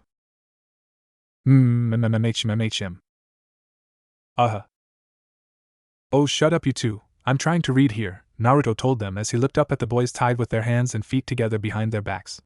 Before coming here, duct tape was a magical item to him back home. You could use it to tie up enemies, use it to fix items like a broken kunai. He had to do that in the middle of a battle because he was out, and used the now taped kunai and killed his opponent. You could also use it to build useful items. One time he used duct tape to build a slingshot that he and Anko used to shoot pink balloons all over the village. Naruto's pranking rule number 3: always have duct tape on hand. Never know when it'll be handy. Naruto returned to reading his book when the train took off. For a few minutes he sat there reading and the boys still tied up, when the door opened and Draco came in with 2 girls. One was dark hair that went down to her shoulders, dark brown eyes and a nose that was just like a pug dog that Kakashi has, and the other girl was a long blonde-haired and green-eyed and was pale like her companion. Draco looked at Naruto first without seeing the other two boys. "Hey Naruto, can we join you? These are some of my other friends, Pansy Parkinson," he gestured to the pug-nosed girl, "and Daphne Greengrass," he said, pointing to the blonde-haired girl. "Sure." Draco and the girls came in, and when they finally laid eyes on the other two boys tied up in a corner, they all started to laugh. MHMH. "Ha ha ha, oh man Naruto, that's hilarious," Draco told him as he laughed again at the boys. "Hey there Blaze, Theodore, you guys seem a little tied up at the moment, should we leave?" Everyone laughed again as he tore off the tape covering their mouth. Or at least he tried to, the tape would not come off. He turned to Naruto and waved at the tape. "If you could, I think they learned not to mess with you, mate." Naruto snapped his fingers and the tape fell off the boys. It was industrial shinobi duct tape after all, and can conduct chakra. As they all sat down, Naruto sandwiched between Pansy and Daphne while Draco, Blaze, and Theodore sat on the opposite side. "So what did you guys do to piss off Naruto?" Draco asked them with a smirk still on his face. "We may have insulted him and called him trash," Theodore said as Blaze nodded in agreement. "Just so you guys know, Naruto here is from a pure-blood family. He's an orphan and just learned about his parents a few days ago," Draco told them. Blaze and Theo looked down now with regret for insulting him, and Pansy and Daphne now looked at him with a little bit of pity. "He doesn't like to talk about them, but they must have been someone very important if my father couldn't get the Aspen employee to move him out of the executive suite." They even bowed to him. Now the others were looking at him with more respect, wondering how important he really is. "Draco? Yeah, mate? Shut up." Draco decided to change the subject, hoping to avoid the same fate Theo and Blaze suffered. They talked about a few things, like what house they want to be in, what they did on their summer vacation, and they even got to know a little about Naruto. He told them that he never knew magic existed and wasn't told about his parents because they had many enemies who would not think twice on getting revenge on a child. They also learned that he was in love with Ramen. A lady with a trolley full of candy came by and asked if they would like to buy any treats. They all pitched in for some and even treated Naruto since he's never had magical candy before. He tried acid pops for the first time. They burned a hole through his tongue and he swore that these are used for torture. Maybe I should get Ankone a few packs, she would love to try them out on her visitors, he thought, trying to get his tongue working again. They opened a pack of Birdie Bots every flavor beans, and played a few rounds to see who got the worst flavored bean. And every round Naruto got a fruity bean or one that was like a delicious piece of meat cooked perfectly. And one time, much to his great delight, a ramen flavored bean that he declared as the best bean in the world. Everyone chuckled at his antics, and they also greatly enjoyed his company. Pansy gave him a chocolate frog to try and he looked at her in shock. "You dip live frogs in chocolate, what the fuck is wrong with you guys?" Naruto said as the others stared at him. They couldn't believe he would curse. "No, they're shaped like frogs, and are enchanted to act like one. They are completely made of chocolate," Daphne told him. He opened it up and caught the frog before it jumped away in midair, and ate it. Sure enough, it was chocolate, and not frog guts he tasted. "Phew, thank Cammy that I didn't end up eating another frog. They're just nasty." "Nice catch there, mate," Blaze said. "Open it up more, they usually have collectible cards of famous wizards." "Yeah, we all collect them, we're only a few short, and trying to find the ultra-rare ones," Draco said, gesturing for Naruto to look inside. And so he did, and when he pulled out the card he froze and his eyes widened. The woman on the card was the most beautiful woman he's ever seen. She had long flowing crimson hair that reached past her hips. She had a heart-shaped face and violet-colored eyes. She was grinning at him while placing one hand on her hips and pumping her other arm, holding a wand up and down in victory. He stared at her for what seemed like forever, swearing that she felt familiar to him. Pansy and Daphne lean over his shoulders to look, and their eyes widen. "Oh my god, you got a super rare one." "Yeah, that's Kushina Uzumaki, one of the greatest witches in the world," the girl said, talking to the boys. "No way, Theodore." "Damn, you're lucky, Blazy." "Hey, do you mind if I have it? It's the only one I'm missing," Draco asked. "No!" Naruto yells out, moving it away from Draco. "If you wouldn't mind, I'd like to keep it," he told them as he placed it in a breast pocket near his heart. It was the first picture he had of his mother. "Damn, and I would have finished the entire collection," Draco pouts. "But you're sure our lucky mate," Theodore said. "The Uzumakis are basically royalty in the magical world." "No shit?" Naruto asked in a sarcastic tone that nobody picked up. "Totally, they basically created this world for witches, wizards, and all other magical creatures. Way back then, witches and wizards were attacked and killed by muggles, and the magical creatures were hunted for sport or like the house elves enslaved. They freed them all and separated the two worlds, wiping away any knowledge of magic from the muggles. Now Naruto understood why everyone was so in awe with him. His family built the world where they were free to live in peace. They're also the wealthiest family too, Blaze said. They say that with all their wealth they collected over the years you could buy the magical world several times over. Draco decides to pitch in. They come from the hidden continents that's located in the Bermuda Triangle. One of them casts a powerful illusion over the land and no muggles are able to enter. Even the witches and wizards are careful going there. They say that the people over there have mastered wandless magic, and even made their magic more powerful. Naruto knew they were talking of the elemental countries, and this wandless magic was jutsus. They are called wizards, but apparently very few know them as shinobi. Just then the door opens again, and a brown bushy-haired girl sticks her head in. Have anyone seen a toad? A boy named Neville lost his? She asked as they stared at her. Oh, clumsy Longbottom lost his toad, probably trying to run from him, Draco says, laughing with Theo and Blaze as the girls giggle. Naruto looked on with interest. Neville comes running up to the girl and couldn't stop in time, and they both ended on the ground. Sorry about that, Hermione, but some kids said that Trevor went that way. He pointed towards the front of the train. The others laugh again as they saw that, and made some comments about him being clumsy. Neville looks up at them, and then spots Naruto. You. Naruto just raised an eyebrow. You know this clumsy bottom? Draco asked him. You got me in trouble with my gram. She grounded me until I graduate. All because you told me to tell her to shut up. The group besides Naruto and the other two in the hall laughs at him. I believe I told you to stand up for yourself and tell her to fuck off. More laughter. Hermione looked at him with a scowl, thinking him a delinquent with low vocabulary if he curses all the time. Let's go, Neville. As they left, Naruto got up and followed them, telling the rest he was going to check out the rest of the train. They all nodded to him as he left. He caught up to them, asking them if he could help. Why would you help me? You got me in trouble. Look, Neville, I was trying to help you stand up for yourself. You won't go very far if you let people walk all over you. And besides, you can't win every time. You just lost that once doesn't mean you won't win next time. Hermione was impressed. He only tried to help Neville stand up for himself. Maybe she was wrong about him at first. Besides, since you lost the Battle of Wills, I didn't have to wait for my robes. Naruto grinned at them. No, she was right the first time. She's always right. So they walked down the hall looking for Neville's toad when they lost Neville and Naruto, and Hermione ended up continuing on. Naruto turned to her to start a conversation because he wanted to meet new people that were not biased against him. He was able to get her to start talking, and he almost regretted it. Once she started talking, there was no way to stop her. She told him that she just learned about the magical world for the first time when she got her letter. Both their parents were dentists, and they didn't have magic. She enjoyed reading, and read several magic books so she would be prepared for Hogwarts.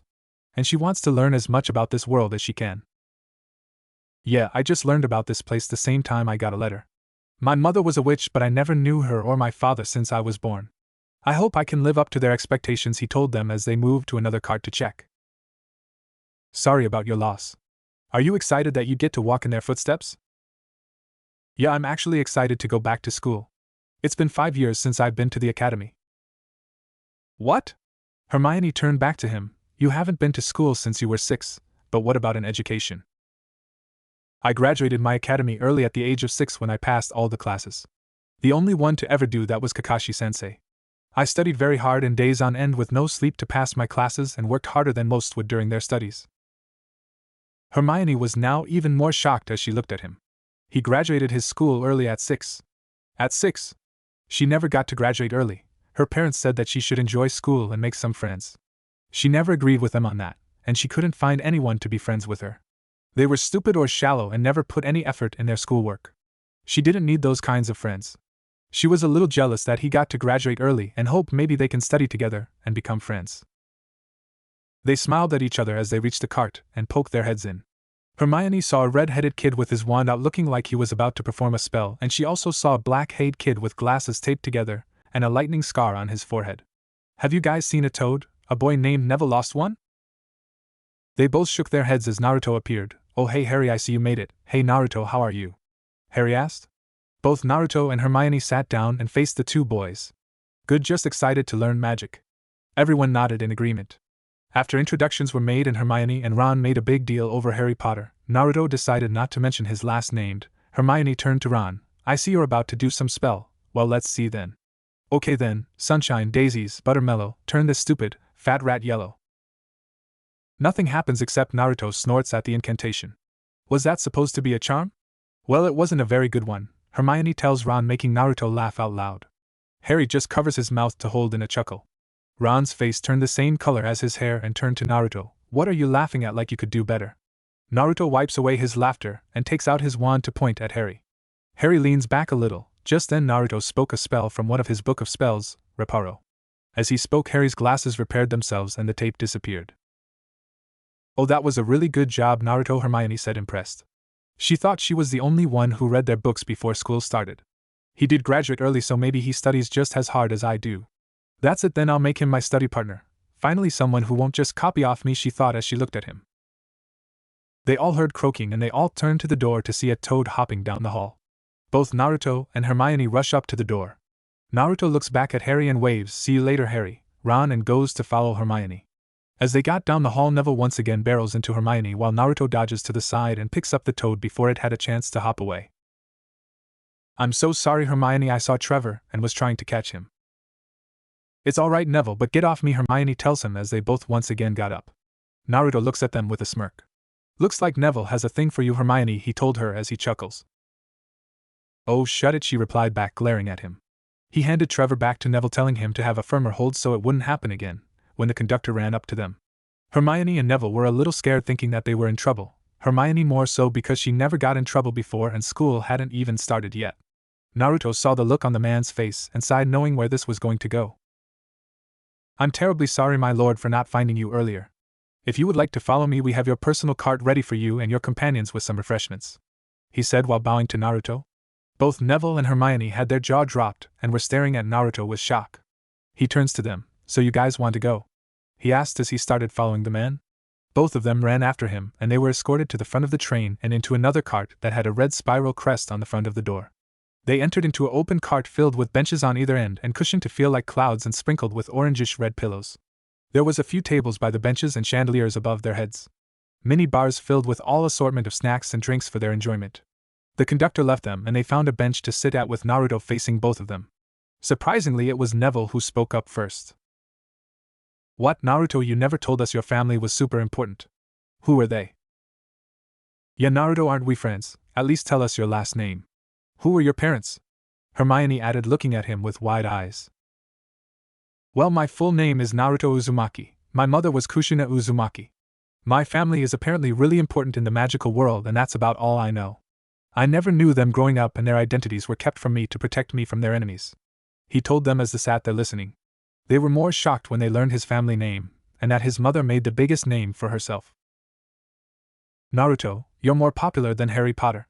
Your family basically owns the wizarding world," Neville said, excited to meet someone from the Uzumaki family.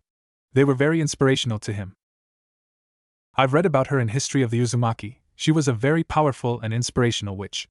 I hope I could be like her when I'm older," Hermione said, "and I know you'll make her proud no matter what, Naruto," she finished. He smiled at her with his true smile, and she smiled back with a little blush. He really did have a great smile. They talked some more and he learned a little more about Neville. They made it to the Hogsmeade train station and exited. Naruto spotted Draco walking with the others heading towards Hagrid, who was calling all first years over to him. Hermione and Neville wandered off, and so he joined back up with Draco and Co. "Hey Naruto, where'd you go? By the way, this is Crab and Goyle, they're some more friends of mine. Guys, this is Naruto, my new friend." Draco introduced them, and they gave a wave to each other. They were taken to the lake and boarded forward to a boat. He sat with Draco, Blaze, and Theodore watching the boat take off and was guided by magic. Naruto saw Neville fall over the side of his boat only to be set back in it by a large tentacle. "That be the giant squid living in the lake. Don't worry, it won't harm any students," Hagrid yelled out.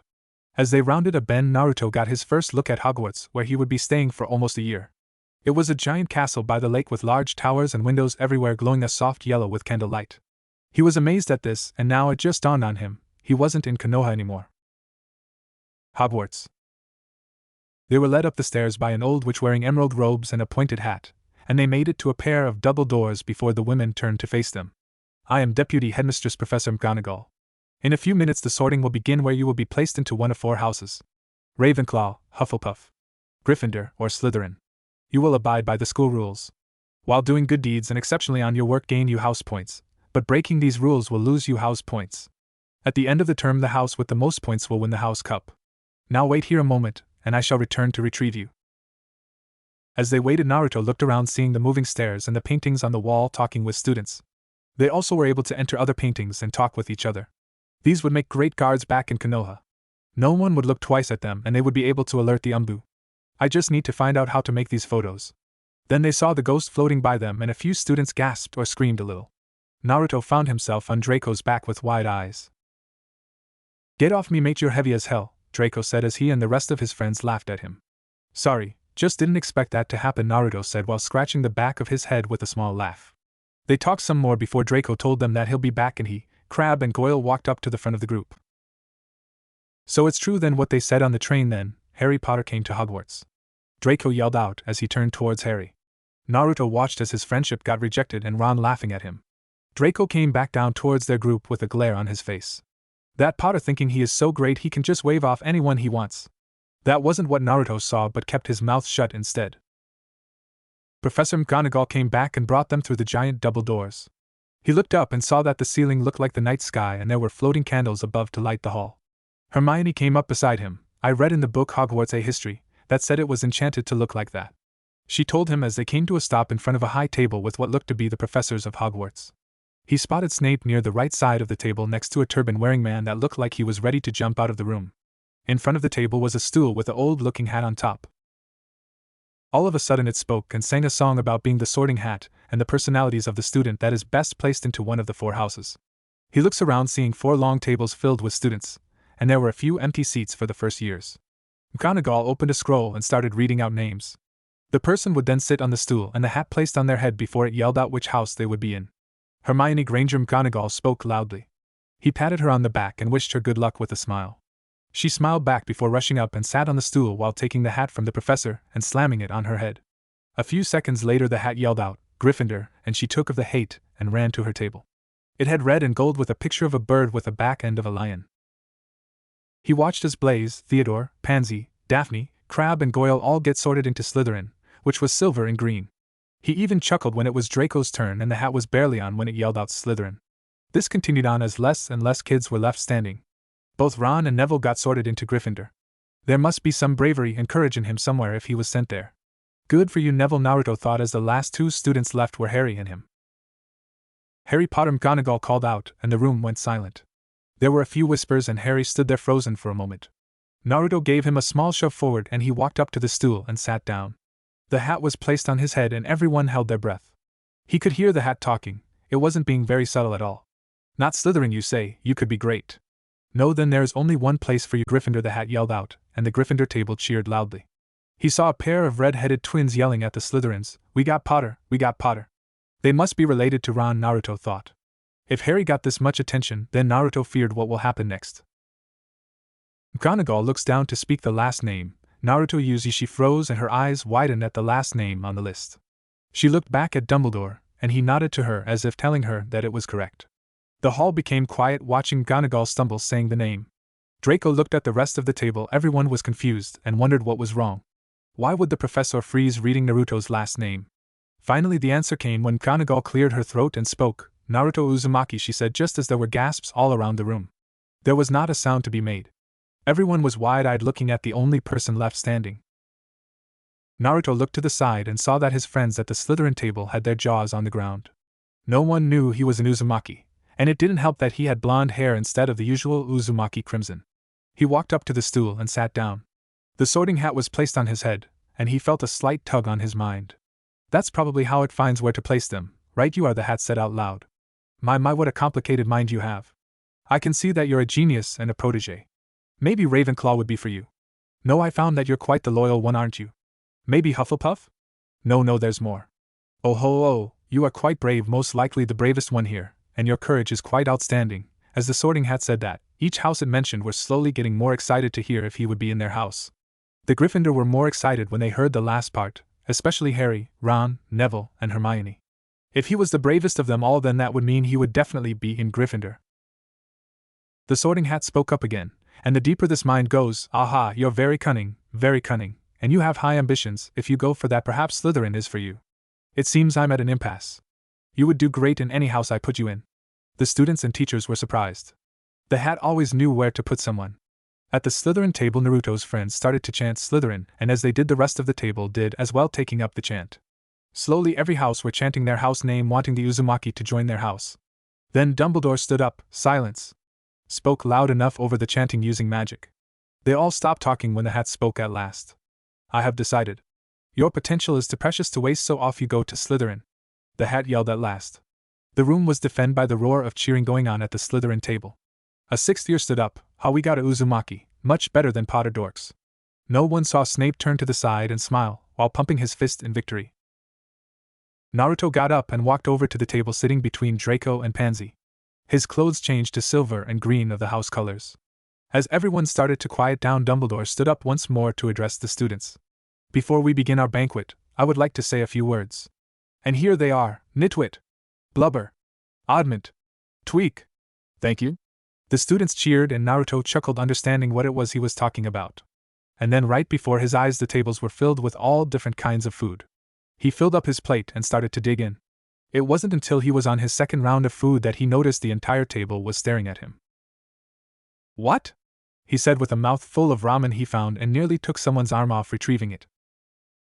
Dealing with Naruto, rule number 1: never get between him and his ramen. Only the Hokage stands a chance. Draco decided to speak since he knew Naruto longest, which was only a single day. "Mate, you're a Uzumaki. Why didn't you say anything on the train?" "I told you before I didn't want to talk about it, and besides I didn't know anything until I received my letter from Snape." "But you could have said something. No wonder everyone was bowing to you." They stopped when everyone at the table wanted to shake his hand. After that the conversation switched to his home. He told them the truth, because why not? It's not like it was a secret. He told them about being a shinobi. "Like a ninja?" asked Theo. "And oh, we are ninjas. We use hand seals instead of wands, and we can move faster and punch stronger than any normal person can." "Damn, hey, you think you can show us some of those jutsus later?" Pansy asked, excited to see the shinobi in action. "Maybe sometime when I go train." The rest of his friends wanted to see as well but decided to wait when Naruto was going to take them to watch him train. At the Gryffindor table, Harry learned about the Uzumakis as well, and he was awed by Naruto's family. Guess he was just as if not more popular than him. As the food disappeared, Dumbledore stood up once more to address the students. "Ahern, just a few more words now that we are all fed and watered. I have a few start-of-term notices to give you. First years should note that the forest on the grounds is forbidden to all pupils. And a few of our older students would do well to remember that as well." Dumbledore's twinkling eyes flashed in the direction of the Weasley twins. "I have also been asked by Mr. Filch, the caretaker, to remind you all that no magic should be used between classes in the corridors. Quidditch trials will be held in the second week of the term. Anyone interested in playing for their house teams should contact Madame Hooch. And finally, I must tell you that this year, the third-floor corridor on the right-hand side is out of bounds to everyone who does not wish to die a very painful death." "He probably keeps a giant three-headed dog there," Naruto jokes, laughing with the rest of the table. "And now, before we go to bed, let us sing the school song," cried Dumbledore.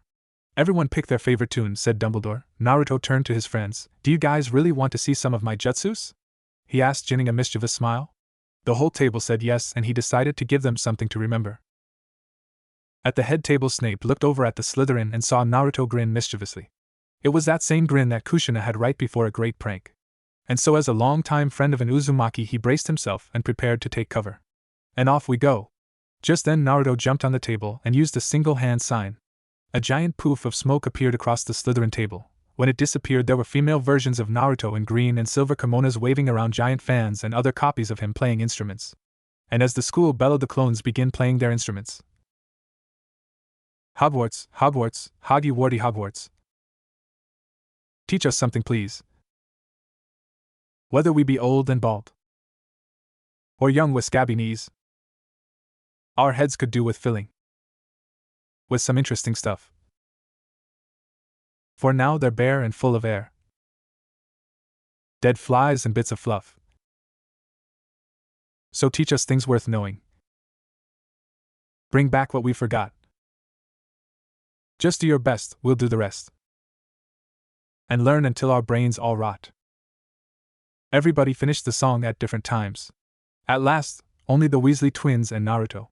The twins were singing along to a very slow funeral march. Naruto's clones twirled around in a final display before poofing. Dumbledore conducted their last few lines with his wand, and when they had finished, he was one of those who clapped loudest. The twins gave Naruto a thumbs up and smiled at him. He gave it back in return. "Ah, music," he said, wiping his eyes. "A magic beyond all we do here. And now, bedtime. Off you trot." As they left the hall, he was surrounded by other Slytherins clapping him on the back, telling him that was the best show they seen ever. They walked down to the dungeons and faced a solid wall. One of the prefects spoke the password, which was Emerald Serpent. As they entered the common room, he noticed that they were under the lake, and he could see fishes swimming by the windows. It seemed like it would be cold, but the fire in the fireplace kept the temperature warm. Snape was standing there by two hallways and looked at them with a scowl. "Welcome to Slytherin House. I am Professor Snape, the head of house as well as your potions teacher. If there is an inter-house problem, it stays here. I do not want it to spill out into the halls. You will have tomorrow free, but I expect you to be ready for class the next day." With that, he allowed them to go to their rooms. Girls on the left and boys on the right. As Naruto passed him, Snape handed him a note. Naruto found his room, which he would share with Draco, Blaze and Theodore, to which they all celebrated. He picked the one closer to the wall and started to unpack before bed. The others just wanted to sleep, but he had to set defenses, which was a habit of his, a hidden kunai here and there, and last he needs to get his shinobi gear put away. He took out a scroll and opened it to a seal that contained his gear. The others were watching him and widened their eyes as they saw a trunk poof out of the scroll. "Now that's a way to travel. Very convenient," Blaze spoke up. "Think you can teach us that?" Theo asked. "Maybe later," Naruto said as he opened his trunk. He peered inside and stopped. "Konohamaru, what are you doing in there?" A brown-haired boy with a yellow shirt and blue shorts with a very long blue scarf and wearing a pair of green goggles that Naruto gave him when he was 7, looked up at him and smiled. Naruto's eyebrow twitched hard. "Not again." "Konoha." Kakashi looked up from his book and gazed into the distance. He giggled for some unknown reason. Payback sure is a bitch," he said, not knowing why he said it. Chapter 3A, Apprentice and School Life. Slytherin Common Room. When morning came to the students of Hogwarts, down in the common room of Slytherin House, Naruto was pacing the floor, all the while Konohamaru was kneeling in front of the fireplace tied up in duct tape. This was the sight many of the students walked in on and were wondering what a young child was doing here. Draco and the others were sitting on the couches and were joined by Pansy and Daphne watching Naruto. "So who's the kid?" Pansy asked, looking at the guys. "Apparently that boy is Konohamaru, and he is from Naruto's home village, and he snuck into one of his trunks without him knowing. This wasn't the first time," Theodore told them as they continued watching Naruto pace. "What am I going to do now? I can't send him back home. I don't know how to do that yet. Of all the times Konohamaru could do this, it had to be this time. I need to inform the Hokage as soon as possible," he thought as he stopped in front of the tied-up Konohamaru. "What the hell were you thinking? This is not the elemental countries. This could go very badly for you and most likely me. What the fuck do you think you were doing?" he yelled at him. "Mem. What was that twerp?"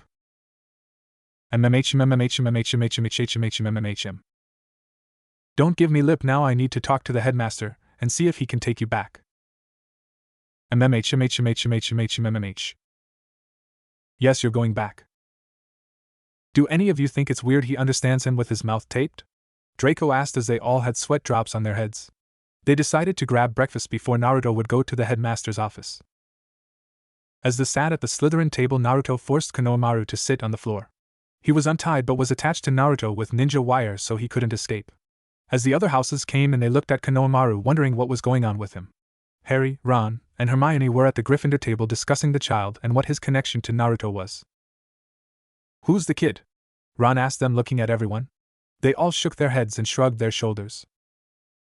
"I don't know, but Naruto looks pissed off at him," Harry answers. "Well, why don't we find out?" Hermione said as she got up to go talk to Naruto. Ron grabs her arm. "Are you nuts? We shouldn't go to the snakes, they're a bunch of snotty brats. They'll toss you out the hall," he told her, remembering the times his brother spoke about how the Slytherins were lazy and hated anyone not in their house. "Oh hush, Naruto's not like that," she said as she wrenched her arm away and headed over to Naruto. "Well, she's a goner, we'll probably find her crying in a bathroom somewhere," Ron told Harry as he looked at Naruto. "I don't think Naruto's like that either," he thought as Hermione reached Naruto. "Hey Naruto, who is this with you and why is he sitting on the floor? Let him up." Hermione lectured him about not being mean and not be cruel to a kid. "Hermione," Naruto said as a hello, "this is Konohamaru. He lives in the same village I do, and he snuck into one of my trunks and followed me here." And as to why he's sitting on the ground, he's being punished," he said without regret for putting him there. "Shouldn't you have gone to get a teacher?" "I will be going to the headmaster after this, then I'll have to send a letter back to my Hokage." Hermione had nothing else to say to that, knowing that Naruto would know best how to deal with this situation, and walked back to her table. Pansy watched Hermione walk off before turning to Naruto. "What did that Gryffy want?" she asked in a scowl when mentioning anyone in Gryffindor. Hermione was curious of Konohamaru, and why I'm punishing him, he told her as he continued eating. "She needs to show more respect to her betters. Trash like that is why purebloods are against letting Muggle-born in," she said, still with a scowl. "OW," she said as she rubbed her forehead, "why'd you flick my forehead, and why does it hurt so much?" "First off, Hermione is a friend, and like the rest of you, she is allowed to talk to me like that if she thinks I'm in the wrong. Second, don't make fun of her. You wouldn't like it if someone made fun of you, so stop it. And last, I don't hit girls, hence flicking your forehead," he said, finishing his meal. He took out the note he got from Snape before this fiasco and decided now would be the best time to read it. Naruto. "I am glad you were put in Slytherin. I know your mother would be happy to know you were in her house. After breakfast, head up to the headmaster's office so we may discuss a few changes to your schedule." It was very convenient, so he grabbed Konohamaru and waved to his friends before heading out of the hall. They made their way up to the office, and Konohamaru talking about how awesome this place was and how cool the moving pictures and stairs were. They made it to a bird statue. "I'm here to see the headmaster," he said, and the statue leapt to the side and revealed a staircase. Headmaster office. They walked up and opened the door into a very colorful room with bookcases all over and pictures of old people on the wall. He saw Snape standing next to the desk while Dumbledore sat in the chair. "Come on in, Naruto and little Konohamaru," Dumbledore said, waving them in. Naruto raised his eyebrows when he mentioned Konohamaru. Sir, how do you know his name?" "Well, my old friend Hiruzen sent me a letter telling me that his grandson may or may not have snuck into your luggage without anyone knowing for the third time." He smiled with a twinkle in his eye, like he was laughing. Snape continued to stand there with a scowl and watched Konohamaru. "You're friends with JJI-san?" Konohamaru asked. "Yes, young man, I am, and he was quite worried for you until he found out you were here." "How'd you find out? I even surprised boss here." He pointed at Naruto. "This is a magic school, so we would know if anyone enters Hogwarts without an invitation," Snape told him with another scowl. "Your Hokage has sent me a letter as well as one to you, Naruto," Dumbledore said, smiling, handing him the letter. Naruto. "If you were handed this letter, then Konohamaru has snuck into Hogwarts with you. Since he seems to listen to you more than Irika, I will appoint him as your apprentice for the entire school year. If you have a problem, then this is an order." Irika was gracious enough to send over the required material he will need to learn in order to pass the year. Think of this as a learning experience for when you are assigned to teach others later on. With luck. Hiruzen Sarutobi, Hokage. "He just doesn't want to deal with him while I'm gone." Lazy-ass old man, Naruto thought with a twitching eyebrow. "It appears that my Hokage has ordered me to take him as my apprentice for the school year," he told them. "Yada, yada, I get ninja training from boss. I'm going to be awesome," Konohamaru yelled out, jumping up and down. "Are you qualified to teach someone, seeing that you're young as well and attending classes?" Snape asked him, amazed that his leader would allow him to teach at such a young age. Naruto looks at him and said, "Umbu," with that Snape widened his eyes in shock. He knew who the Umbu were. Kushina said they were the elite of the elite shinobi who were given near impossible missions. Dumbledore smiles and takes out a piece of parchment and writes on it, "My dear boy, this will be your class schedule. We went ahead and gave you some time for you to train. You will be the only student given permission to be out past curfew and to use the Forbidden Forest for training. Please do not take other students with you. As for young Konohamaru here, we will pick up some clothes for him to wear while he is here. It does get quite cold in the winter. And we will allow him here as long as he does not distract students from their schoolwork." "I understand, Professor. If you will excuse us, I have to start his education," he said as an evil twinkle came into his eyes, and Konohamaru shivered in fright. As they left, Snape and Dumbledore looked at each other. "I am surprised that someone that young would be an Umbu," Dumbledore told him. "I'm not," Snape replied, making Dumbledore look at him in surprise. "I've seen him kill a man and not even flinch at the dead body. That tells me he's done it many times and he moves smoothly, which means he is very well trained and trained hard." Dumbledore just nodded his head, thinking that Naruto would continue to surprise them throughout his years at Hogwarts. Slytherin Common Room. Naruto sits down on the couch between Pansy and Daphne facing the fireplace, while Theodore and Blaze take the one on the right facing the other couch on the other side where Draco was sitting with Crabbe and Goyle. And kneeling in the middle of the couches was Konohamaru, who looked like he was going to be executed. They were all looking down at him, waiting to see what Naruto would do. Since the Hokage has deemed to make you my apprentice, I've decided to go ahead and teach you any way I wish. A smirk was on his face. The others were surprised to hear that Naruto would have an apprentice at such a young age. While you are training, you will do everything I tell you. Do you understand? A nod from Konohamaru. Good. Also, when you are not with me, you will be with one of these people and will do everything they tell you. Another nod. Guys, I will allow you to have him serve you in my absence. He can carry your items and fetch you things. But you are not to use any hexes or charms on him, he told his group of friends.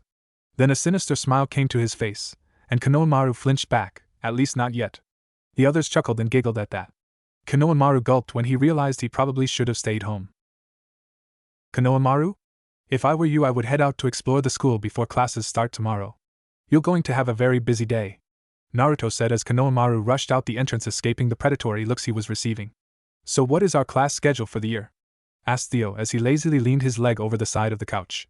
Well, we have History of Magic and Transfiguration on Monday, Herbology and Charms on Tuesday, Care of Magical Creatures and Dada on Wednesday, Astronomy and Transfiguration again on Thursday, and finally Double Potions on Friday.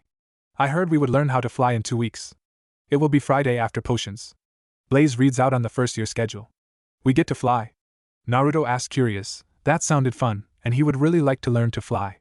Yeah, we do, Draco explains. We learn to fly brooms, and they even have a sport around it called Quidditch.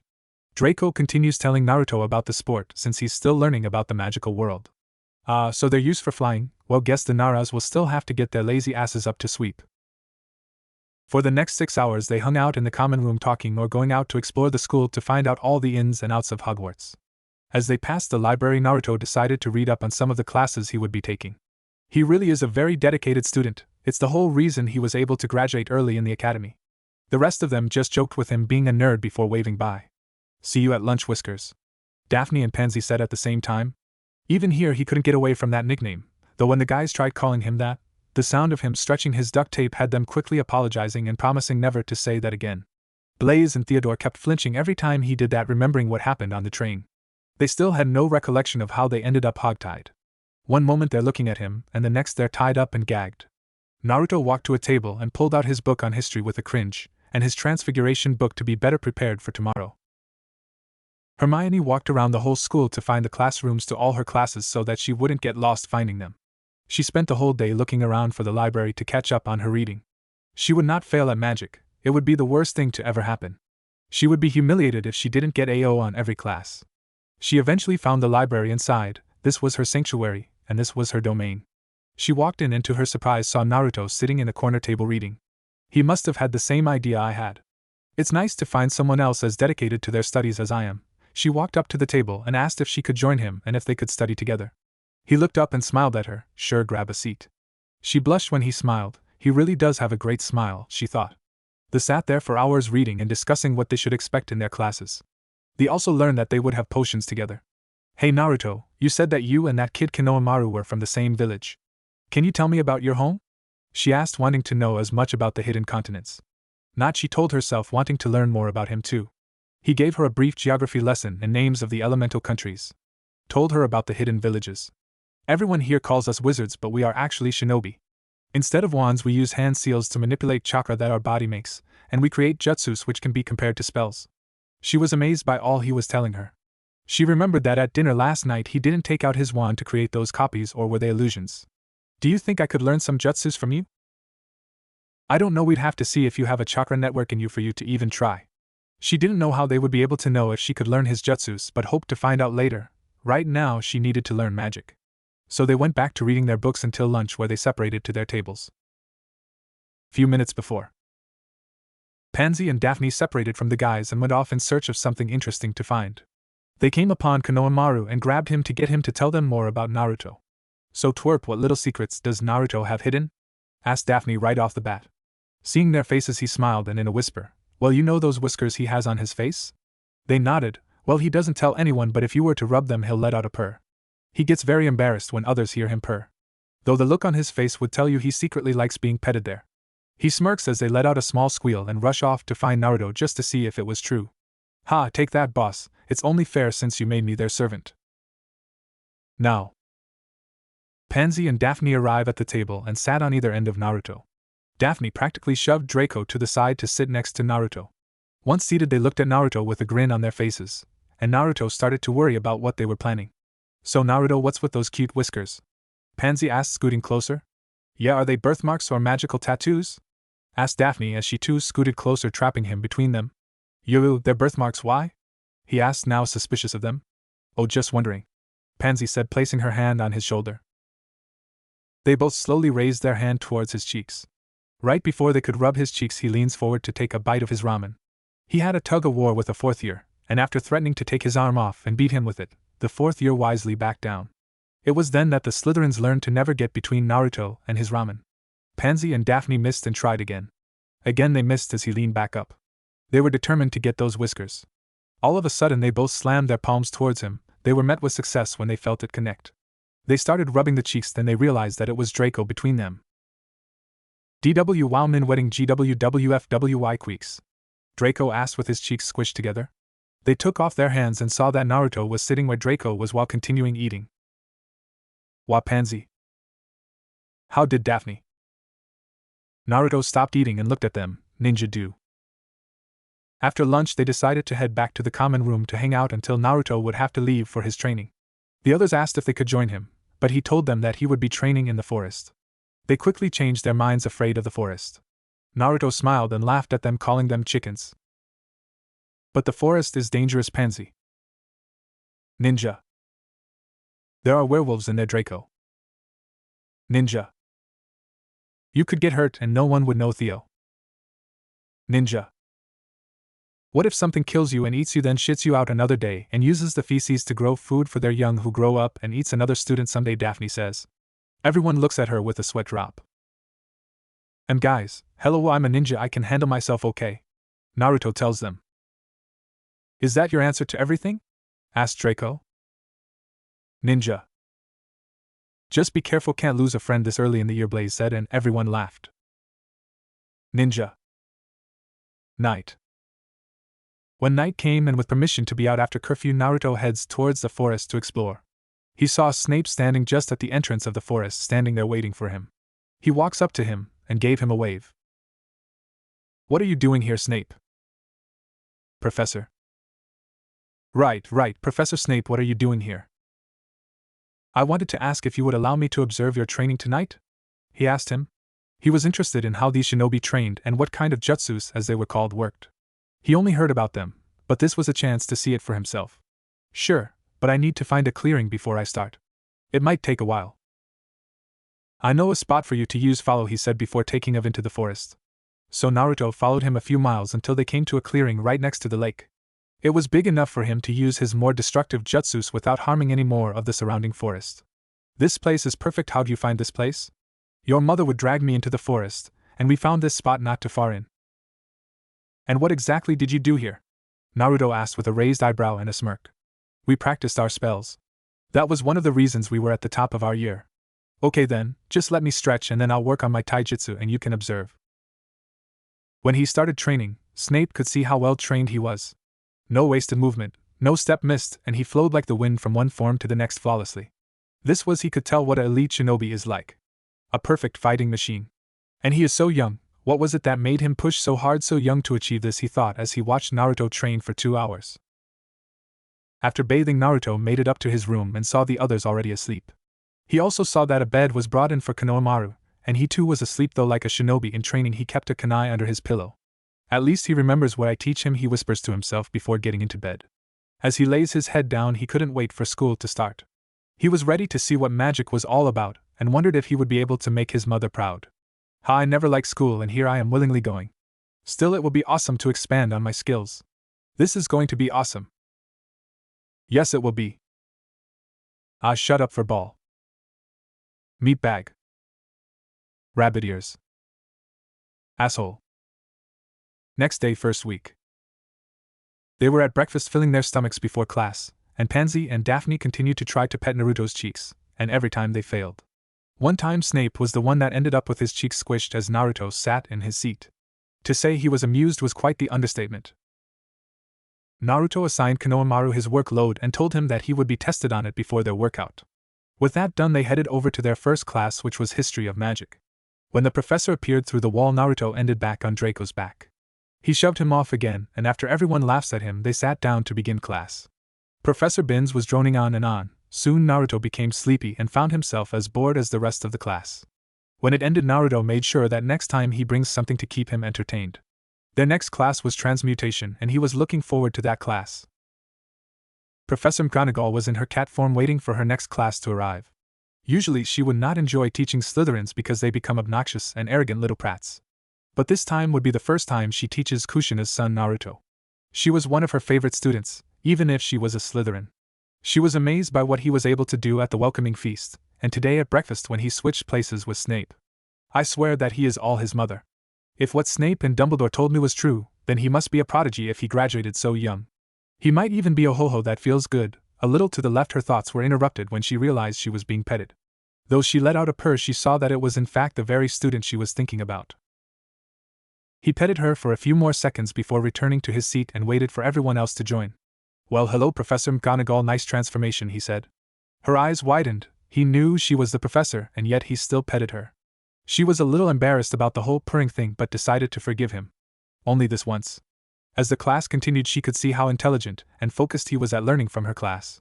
When she assigned them to turn a match into needles, she didn't expect them to get it until next week, but lo and behold, he gets it after a few minutes and even turns it back.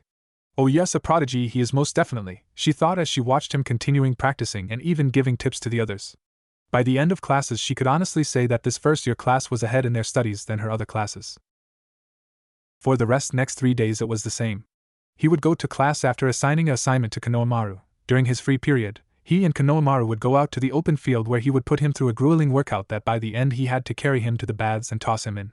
His friends wanted him to train them as well, but after seeing what Konohamaru had to do, they changed their minds. Naruto was a punishing teacher when he wants to be. He even managed to get Konohamaru to do a decent transformation jutsu and replacement jutsu. The Academy clone jutsu would come next year. When McGonagall saw the technique, she interrogated him to find out why he would use and even teach a child a spell that is dangerous. She was shocked to learn that the transformation was an Academy basic illusion back at his home village, and they learned it their 3rd year there. Not only that, but the children are only 8 when they first learn it. As Friday rolled around, Naruto was studying his potions book before class. He figured Snape was not someone who tolerated students who are not prepared for his classes. And so he studied. Most of the ingredients in the book were very familiar to him, because shinobi uses these for their poisons, cures, and disabling enemies. He remembered being on the run with Anko when they pulled off an impossible mission. They snuck into the Raikage's office to steal information on their Jinchurikis, and were seen by the Raikage himself. They were unable to lose him, but he wasn't able to catch them because they were sneaky and slipped through his clutches every time. As they were running, Naruto was able to create a disabling toxin that doubled as a smoke bomb. When the Raikage caught up to them for the umpteenth time, Naruto caught him off guard by blasting him with the bomb he created. He was incapacitated and they were able to escape. As the class entered, he saw that there was an odd number of students, so he ended up by himself in the front row. He waved to Harry, Ron, and Hermione as they took their seats and saw Draco and Harry glare at each other. There might be some rivalry going on. It might even motivate them to study harder. I can use this. Hey, I might even get Ron involved. He thought, going through plans to help his friends pass their studies. Kakashi's rule number 1, always help your friends as best you can, or that's how he interpreted that. Snape slammed his door shut, and he stormed to the front of the class and glared at them. As there is little foolish wand waving here, many of you will hardly believe this is magic. I don't expect you will really understand the beauty of the softly simmering cauldron with its shimmering fumes, the delicate power of liquids that creep through the human veins, bewitching the minds, and snaring the senses. I can teach you how to borrow fame, brew glory, and even put a stopper to death if you aren't as big a bunch of dunderheads as I usually have to teach. A few people chuckled but stopped once Snape glared at them. Without further words, he started taking roll call. Naruto raised an eyebrow when he saw Snape pause. Well, Harry Potter, it seems we have a celebrity in our midst. Tell me, Mr. Potter, what is the difference between monkshood and wolfsbane? Harry dips deeper into his seat, clearly uncomfortable. I don't know, sir. A few students giggled, and he saw that Draco and his other friends laughed too. Both Hermione and Naruto's hand shot up. They smiled at each other when they saw the other's hand up as well. Apparently they had the same idea about studying before class. Snape ignored their raised hands and continued, then can you tell me where I might find a bezoar and what they're used for? Again Harry answered with I don't know, sir, and again both Hermione's and Naruto's hand were ignored. Naruto got a little irritated that Snape would humiliate a student in front of the class and not acknowledge those who knew the answers. Fame won't get you far, Mr. Potter, you would do well to remember that. He finally looked over at Hermione. Put your hand down, girl. Snape snapped. Now Naruto had to do something, and as Snape turned to him, a spark of mischievousness came into his eye, and he made sure Snape didn't see it. Let's ask someone who may have prepared themselves for this class. Mr. Uzumaki, can you tell me what I would get if I added powdered root of asphodel to an infusion of wormwood? What is the difference between monk's hood and wolfsbane, and where might I find a bezoar, and what it might be used for? Everyone was nervous except for Hermione, who knew the answers and hoped Naruto did too. Well, if you asked me, doesn't asphodel in a fusion of wormwood make a sleeping potion that an old hag put in an apple and gave it to a air-headed girl? I think it's called Drought of the Living Death. Oh shit, does that mean it makes zombies? That sounds awesome. At that the room erupted into fits of laughter. Snape glared at them and they shut up.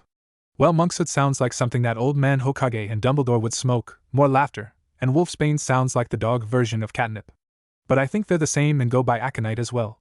Hermione starts to giggle as well, and Snape smirks a little but wipes it away before the students see it. Well, all but Naruto can't hide from a ninja. Bezoar, doesn't that have something to do with a stone, a goat, and poison? That sounds like a start of a really dirty joke. By the way, who would put a stone in a goat? That's nasty. Also, who the hell would reach inside a goat? Got to be desperate to get a stone from a goat's stomach. Not worth it if all it does is save you from most poisons, there are better ways. By the time he finished answering, the students were laughing hard. Draco and Theo were on the ground holding their stomachs. Blaze was pounding his table. Pansy and Daphne were covering their mouths, trying and failing badly to hold in their laugh. Even Hermione couldn't stop.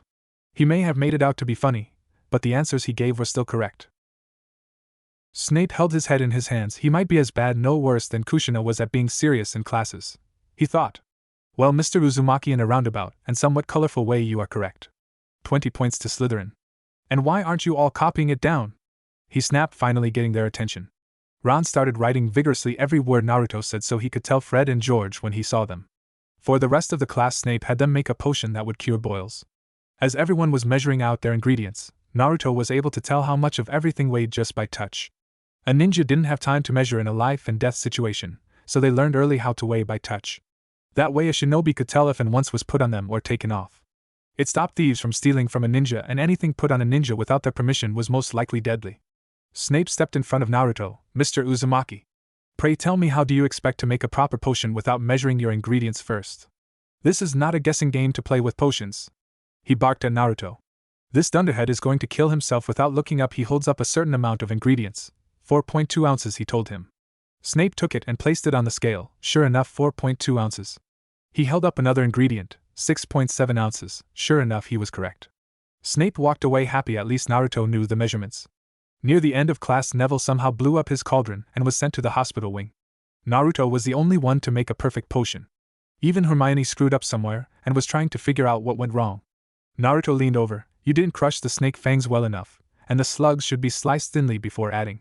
She nodded her head in thanks and wrote down the advice. Snape appeared again in front of him. A perfect potion.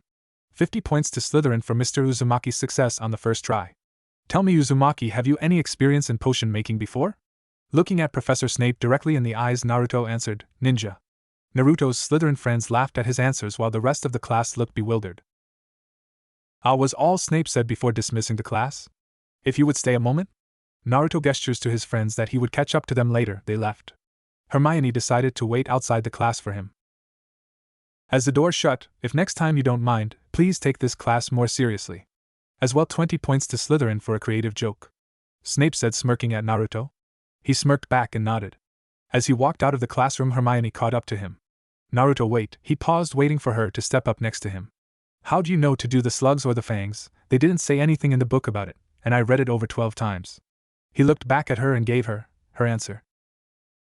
Ninja, and he walked off. That's not an answer, she yells, running after him. Give me an answer. Saturday. Fred and George were on the hunt. They watched their prey walk by, hiding their matching grins. Just as the target walks by, they pounced. They were grappling with their prey, and it was slippery and elusive to their holds. The sound of stretch tape was all they heard before everything went dark. Naruto looked at the two older boys and shook his head. They were twins and seemed to be related to Ron. He dragged them to an empty room and splashed water over them. They woke, spitting out water and looking around until they spotted him. Well, you are quite the slippery little snake, aren't you? Said one of the twins. Yeah, and quite impressive first week you had, said the second one. Who are you? Names are, Fred said the one on the left. And George, said the other. Weasley, they said together. What do you want? We were impressed what you did at the opening speech and the prank you pulled on Snape as well, said George. Professor. What? It's Professor Snape. Naruto grins at them. They laughed at his joke, understanding what he was saying. They too had that same conversation with Snape. So, what do you two want from me? Naruto asked again. Well, we're kind of known as the Hogwarts pranksters, and would like for you to join our group to help us pull off some of the best pranks this school has ever known, Fred said with a flourish, even though he was tied up at the moment. I don't mind, but right now I need to go train my apprentice right now, so rain check. A apprentice who? Well, can we come watch? Fred asked. So they headed outside and Naruto had Konohamaru and the twins follow him around until he found the tallest tower and headed for its base. So Konohamaru, this isn't on your school work, but it is an essential tool for shinobi. Fred and George were even more excited when they heard that. What, so you guys are like ninjas? Blyma said, the twins at the same time. We're not like ninjas, we are ninjas. Well, he is, and I will be too once I graduate the academy, said Konohamaru. He was excited as well to learn some else besides the academy curriculum. So Konohamaru and Naruto spoke, regaining his attention. You are going to climb this tower all the way to about halfway. All three of them looked up and Konohamaru gulped. Amok, he said gently, slowly walking up to the base. Are you really going to make him do it? What if he fell so far up?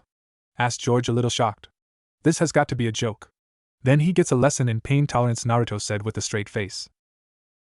Oh, and you have to do it without your hands. Now all three looked at him like he was crazy. Well, they were right, but he was only a little crazy. Go big or go big and die going big, he thought as he watched their faces. Konohamaru was trembling as he looked at his big brother figure. But how the hell am I going to do that? He screams, not wanting to fall halfway up and die. He had so much to live for, like finally beating that uptight Hanabi. Observe, Naruto said before he walked up next to Konohamaru. He then proceeded to walk up the side of the tower and went up to the first window. There was a ledge, so he stepped to the bottom of it and looked back at them upside down. You need to concentrate on putting chakra to the bottom of your feet and connect it to the solid surface. The twins were slack-jawed. This kid could walk up and down walls and ceilings. The possibilities they could use it for were phenomenal. They really wanted to learn this as well, but maybe not with such a tall tower. He gets down and looks at Konohamaru. Now you need enough to stay on, too much and you will blast off the building, too little and you fall. Any questions? What's this for? He asked, still a little nervous. This is a chakra control exercises, to help you get better control of your chakra.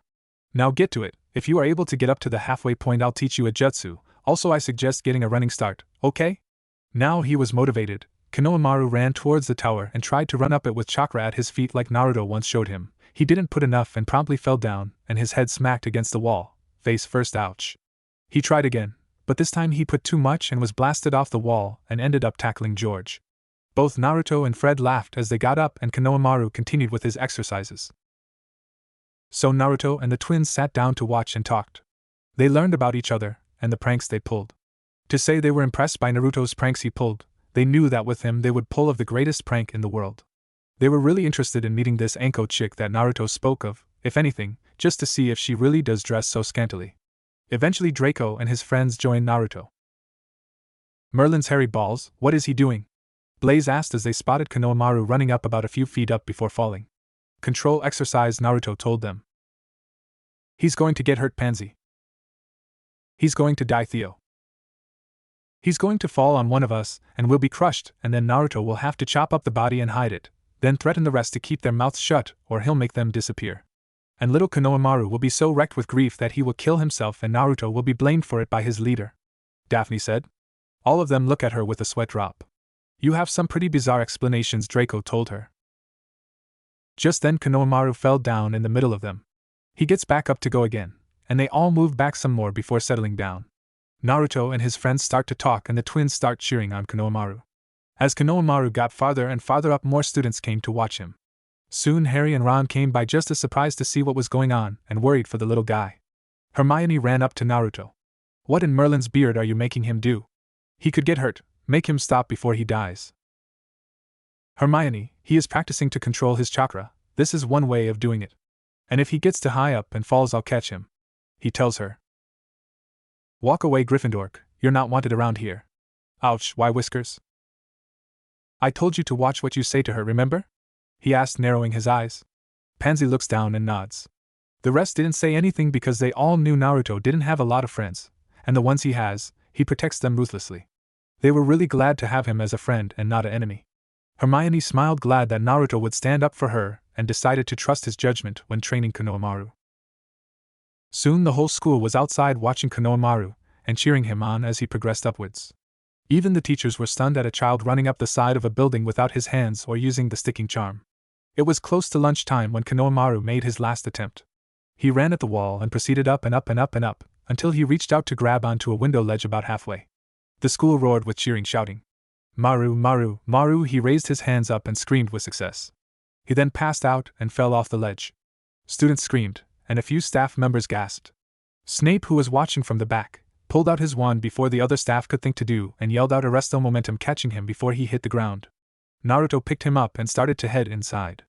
Konohamaru opened his eyes to a slit and asked in a tired voice, "Did I do it, boss? Can you teach me a jutsu now?" "Yeah, Maru, yeah, I will. Good job." That night Naruto sent his report along with Konohamaru's progress and letters to his friends. As he sat there, he thought about his village and how different it was compared to here. He missed Hinaheim, Kakashi, Anko, and the others, but when he was here he didn't have to watch his step or deal with the crap that the villagers would give him. He was happy here. And yet, he still missed Konoha. Next Friday. Throughout the week Konohamaru became the talk of Hogwarts. He was patted on the back for his accomplishment, and was allowed to sit with the Slytherins. He became an unofficial member of Slytherin House. The next night after he finished his workout, Naruto took him into the forest and a clearing he made his own, and taught him a low-power fire jutsu. Using a earth jutsu that Kakashi taught him, Naruto built a giant bowl. He then used a water jutsu to gather water from the lake and put it into the bowl made of earth. For the next 3 hours Naruto made Konohamaru practice his new fire jutsu, and kept a nice hot jacuzzi for Naruto to relax in. Friday morning Naruto's roommates were woken from their sleep by an excited and singing Naruto. "Today is the day, today will be the day," Naruto sings as he jumps on Draco's bed and swings around the bedpost. "Today is the day we flyyyyyyyyyy. So up and get dressed because you see, today is th shut up." Everyone yells as they toss their pillows at him. Naruto appeared in Theodore's bed while a slightly confused Theo got hit by the pillows instead of Naruto. "Bloody ninjas," he growls out. They were at breakfast discussing their flying lessons that'll be after their potions class. "Can't believe we have to be with Gryffindor for our flying lessons," Draco complained sitting across from Naruto. Since Pansy or Daphne would shove him to the side to sit next to Naruto, he moved so he was facing across from Naruto. Theo would be on his left, and Blaze would be on his right. Pansy took to sitting on Naruto's left, and Daphne took the other side. Crab and Goyle sat on either end of Naruto's side, and Konohamaru took any space he could find near them. They had a small group that they were comfortable with, usually sat together every meal. "Look on the bright side, you can show up Potter and Weasley with your flying skills." Naruto shot back while dodging Pansy and Daphne's hands from reaching his cheeks. He decided that Draco would do almost anything to outdo those two and would throw their names out to get him to do better in homework and classwork. "Yeah, you're right, I will show them what it takes to fly. Maybe they'll let me be on the Quidditch team after they see how good I am," Draco boasts. Everyone just rolls their eyes at him. "They don't allow first years on the team," Blaze told him. "Besides, I saw you fly before, you suck, couldn't even dodge a tree standing still," Pansy said. To which everyone laughed. "Hey, uncalled for, and I only hit that tree because you called out my name," Draco glared at her. They continued to talk more when swarms of owls started to swoop in and deliver mail. Naruto found Kaneko landing in front of him with a stack of letters. There was a letter for Konohamaru, so he handed him his and went through his own pile. It was mostly letters from his friends back home. One was from his Hinaheim, and it told him she was put on a tracking team with Kiba and Shino, 2 other clan heirs, and her sensei was Kurenai. Another was Kakashi, and of course he got Sasuke and some pink-haired girl Sakura. Anko just put down all the way she tortured her visitors and really enjoyed those acid pops he sent for her amusement. He even got a letter from Narcissa Malfoy. "Hey Draco, your mother sent me a letter." "What does it say?" he asked. "Dear Naruto, I hope you and Draco are having a good time at Hogwarts. I hope you are both studying hard and doing good in your classes. Remember to do your homework and make sure Draco does his. It is very important that you both get a good education. When Draco wrote to us that your mother was Kushina Uzumaki, I found myself in tears. Kushina and I were great friends in our school years and she became a great witch. I do so hope that you and Draco can be close friends just as we were. It would be my greatest pleasure if you would join our family for Christmas. I know it is a little early to ask, but I would love to see you again, and even bring up stories of me and Kushina." Sincerely, Narcissa Malfoy. Wow, and all I got was a lecture on doing well in school. I think she likes you better already. She did smother you at dinner, Draco said, laughing a little with everyone. Naruto shook his head with a smile. So will you come over for Christmas? Draco asked. Well, I don't mind, but I do have Konohamaru with me and we don't know what Christmas is. We do have a winter festival if it's anything like it. Well, Christmas is where families get together and pass out presents. It is also about a world religion, but we won't get into that, Blaze said. Oh, can we go, please? Asked Konohamaru as he begged Naruto and Draco. Sure, why not? I'll send a letter back to let them know to expect one more. Hey, why don't we all go to the Malfoys for Christmas? I mean, we'll be there for the party, so why not stay longer? We'll celebrate Naruto's and Konohamaru's first Christmas, Theodore suggested. They all eagerly agreed and said that they would send letters back to their families. Hey guys, check this out. You're in the papers, Naruto. Blaze put the paper down, and on the second page right after the Gringotts break-in was a story covering the appearance of the last Uzumaki. The Uzumaki appears. Sources say that for the 12 years since the death of Kushina, many have thought that the line of the Uzumaki family have died out. But after an incident that blew up the front of Ollivander's wand shop, one Aurora by the name Maxwell Scattervian had this to say. I was just entering the scene and spoke with both Ollivander and a young child who would be attending his first year at Hogwarts. It was later revealed with identification along with confirmation from the Bank of Gringotts that the child was indeed a Uzumaki. It seemed that a bad wand pairing between the boy and a very powerful wand. He then went on to describe the boy as a noble heart and kind, forgiving character. He also had another interesting to say about this particular boy. You wouldn't believe him to be a Uzumaki, for he does not possess the crimson hair that the Uzumakis are known for. There you have it, folks. Another Uzumaki has appeared and any other descriptions have been denied. Everyone looks up at Naruto. Noble heart? Theo snorts. Kind and forgiving? Draco snorts. Now why would you lie? Whiskers Pansy snorts. Wow, they don't have your description? You must have killed someone when you blew up the shop, and had to threaten both the Auroras and the shop owner to not give out your description, and now you're on the run and decided to go to Hogwarts because no one would expect you to go to a school that you said you were going to, and so they can't find you. Daphne snorted. Cue sweat drops. Naruto pats Daphne's head and smiled. Oh, Daphne, you make me blush. Don't ever change, you always make my day. He laughed. Does that mean you'll let me pet your whiskers, Whiskers? No. And with the bell about to ring for classes, Pansy and Daphne take one more lunge at Naruto to get his whiskers. When they made contact, it was Ron Weasley who ended up in the spot this time. Wah! Slap! Both Pansy and Daphne slapped him harder once they realized that Naruto did it again. They sighed into their cups. We won't give up, we will pet Whiskers, Whiskers, they thought together. Naruto appeared in Ron's seat at the Gryffindor's table, and everyone there was startled. He was sitting next to Harry and Hermione and across from Neville. Hey guys, what's up? Are you excited for flying lessons later? It's going to be awesome, he asked in an excited voice. Wah, how'd you do that, Naruto? Neville asked, still a little startled. Both Fred and George looked over wicked, they both said. Naruto looked at Neville and smirked. Ninja. Harry chuckled at that. Seriously, how'd you do that? He asked. And again, ninja was all he got. Hermione slapped the back of Naruto's head gently. And he allowed it. Naruto, that's not an answer that can explain anything, and to answer your question, yes, we are just as eager to fly as you are. Now will you please answer the question on how you did that switch with Ron? Ninja, Naruto answered with a smirk. Hermione goes to slap him again, only to find Ron back in the spot. Ow, what the bloody hell was that for?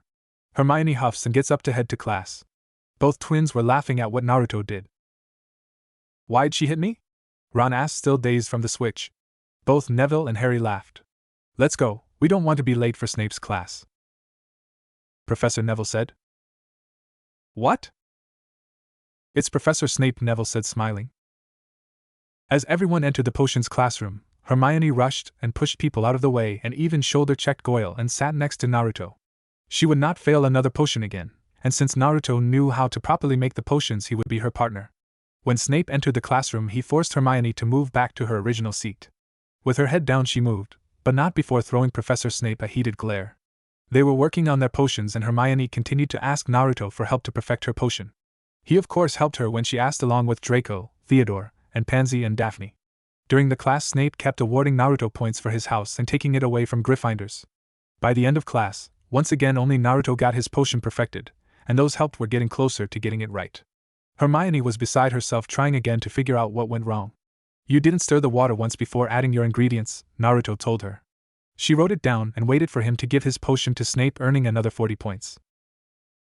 As the Slytherins and Gryffindors headed out to the field for their first flying lessons, Naruto and Konohamaru had their arms swung around each other singing flying, flying, Naruto boss get to FLYYYYYY. Everyone was smiling or chuckling at their childish glee. As they lined up, Madame Hooch, a wild silver-haired hawk-eyed woman, walks down the aisles of students and stands at the end. Okay, welcome to your first flying lesson. Stand by your brooms, hold your hand over it, and say up. As she said this, her broom shot up into her hand. As the class started, Naruto noticed that Draco and Harry got it on the first try. Rivalry sure is a useful motivator, he thought. Say it with feeling, Hooch told them. Hermione's broom continued to roll around on the ground, and when Ron said up, the broom lifted up and smacked him in the face. Naruto and the class laughed, and Hooch chuckled a little. Naruto decided to try, and as he held his hand over the broom, he said up. The way Hooch said to, and the broom shot up. It was moving extremely fast, so Naruto moved his hand and the broom continued into the sky. He looked up and put his hand over his eyes to see where the broom went. After a minute, he raised his hand to get Madame Hooch's attention. Professor, I lost my broom, can I get another one? At that, the whole class laughed. How in Merlin's name did you low? Hooch stopped when she noticed his broom gone. She also saw him looking up, and she looked up as well, wondering where the broom took off. Maybe next time a little less feeling, Mr. Uzumaki, she said, handing him another. More chuckles. Now that everyone has their broom, I want you to mount your broom and grip it like so, Hooch showed them. Next, I want you to push off the ground, hover and tilt slightly forward and land back down. On the count of 3. As she got to 2, Neville's broom raised up and went wild. Neville couldn't control his broom, and it shot around the field and doing loops and corkscrews. He looks to be doing great on that thing, Naruto comments as his friends laugh. The broom threw Neville off, and his robes got caught in a statue 20 stories up. A few students gasped, and Hooch just stood there still, a little surprised. Just as his robes tore and he started falling, which the students screamed. Naruto was there on his broom and caught Neville before he seriously hurt himself. You alright? Naruto asked him as he looked to be a little shaken. Yeah, thanks for the save, Naruto, Neville answers him. He flew them down on the ground and the professor rushed to them. Nice save, Mr. Uzumaki. Looks like a few scratches and bruises. Nothing, a little trip to Madame Pomfrey won't help, she said as she led him away. Brooms are to remain on the ground. If I catch any of you in the air, you'll be out before you can say Quidditch. She is such a hooch, Naruto thought. Draco picked up the Remember Neville drop. Maybe if he used this he would remember how to fly. Give that back, Draco, Harry said, approaching. Come get it if you can, Potter. Draco shot back, flying into the air. A few moments later, Harry flies up. Naruto watched them in interest, wondering how this was going to play out. Again, as they were his friends, he wanted to push them to be the best. That means letting this rivalry fester, but not too much. When Draco threw the ball, he was impressed by Harry's catch and applauded him as he flew down in victory. Well, until Professor McGonagall came and took him away. Ha, Potter's about to get it now, Draco spoke in a sneer. Doesn't look that way to me, Naruto answered him. What do you mean? She looked a little gleeful, but she was trying to hide it. My guess is she saw his flying and was impressed. Draco sneered again, angry his plan for getting Potter in trouble backfired. As class ended and they were heading inside, Naruto saw Professor Snape standing with the older student talking. Would mind if we had a word with you? Snape asked as he walked in. Naruto waved his friends later and walked up. What can I do for you? This young man here is Marcus Flint. He is captain of Slytherin Quidditch team. Both boys waved at each other. Snape continued, I saw that McGonagall took Mr. Potter away after that ordeal. She thought she was being sly, but I know she was planning on having him join the Gryffindor Quidditch team, he said with a scowl. I also saw the way you flew to catch that student when he fell. You have quite the speed on you. Thanks. I have talked with Mr. Flint here, and we agreed that with your talents and other unique traits could be put to good use on the Slytherin team. If you want, come by the Quidditch pitch tomorrow morning around 6, and we'll see just how well you can fly, Marcus said as he nodded his head towards Naruto and Snape. I will see you later, Uzumaki, Marcus said and turns to Snape and nods again. Snape. Professor, both Naruto and Snape said at the same time. Snape turned to Naruto with a raised eyebrow. What? Marcus asked. It's Professor Snape, Naruto told him, smirking. Right, see you later, Professor Snape, Marcus said, chuckling as he left. Great Hall. What? Snape wants you to try out for the house's Quidditch team? Draco asked. Professor Naruto said. What? It's Professor Snape, and yeah, I guess I'll be going to the pitch tomorrow for tryouts, Naruto told them. Can we come watch? Pansy asked as her hand missed his cheek by a centimeters. She was getting closer. Sure, it's at 6. We'll be there, Blaze answered for the group. Everyone nodded, wanting to support Naruto. What's Quidditch? Konohamaru asked. Once it was explained to him, he jumped up. Oh, your boss is going to own their asses. Konohamaru! Stop cursing, Pansy yelled at him. She took it upon herself to be like his older sister at times, and would teach him about the world of magic. Sorry, Pansy-nei-chan, he said, pouting. The rest of the time was spent talking about their classes, and what work they still needed to get done. Of course, Naruto already had all his homework done. Man, mate, how do you finish your homework so fast? You spend just as much time hanging out with us, and still able to finish. How do you do it, and can you share the secret? Theodore asked. He was always the one rushing at the last minute, scrambling to get homework done. Ninja. Right, of course, why'd I ask in the first place, he grumbles. I bet Naruto can secretly make copies of himself, and he is slowly building an army to take over Hogwarts first before moving on to the rest of the magic world, Daphne said as she too was getting closer to petting Naruto's cheek. More sweat drops. There is no cloning spell out there. How would he even do that, right, Naruto? Ninja. That evening, Madame Hooch was cleaning up the yard from the day's flight training. She went to the yard and made sure that all brooms were put away. After seeing it empty, she nodded and turned around to walk back. She stopped when she heard a whooshing sound coming from above. She looked up just in time to see a broom smack her right in the head, knocking her out. Percy Weasley, a Gryffindor perfect, walked out to the yard for his routine check, when he saw Hooch passed out on the ground with a broom on top of her. Looks like she's losing her touch. She's not getting any younger. She'll have to stop flying at her age. He decided to turn around and ignore what he saw. He wanted to give her her pride. The next morning, Naruto's group was at the Quidditch pitch, eagerly waiting to see Naruto in action. As Naruto and Marcus were going over the rule book, because Naruto told him that he wanted it to check for any loopholes he can exploit, Snape walked up to them with a package. As he made it to Marcus, Naruto, and his friends, he spoke up to get their attention. Since you are going to go for the team, I have something that might be of use to you.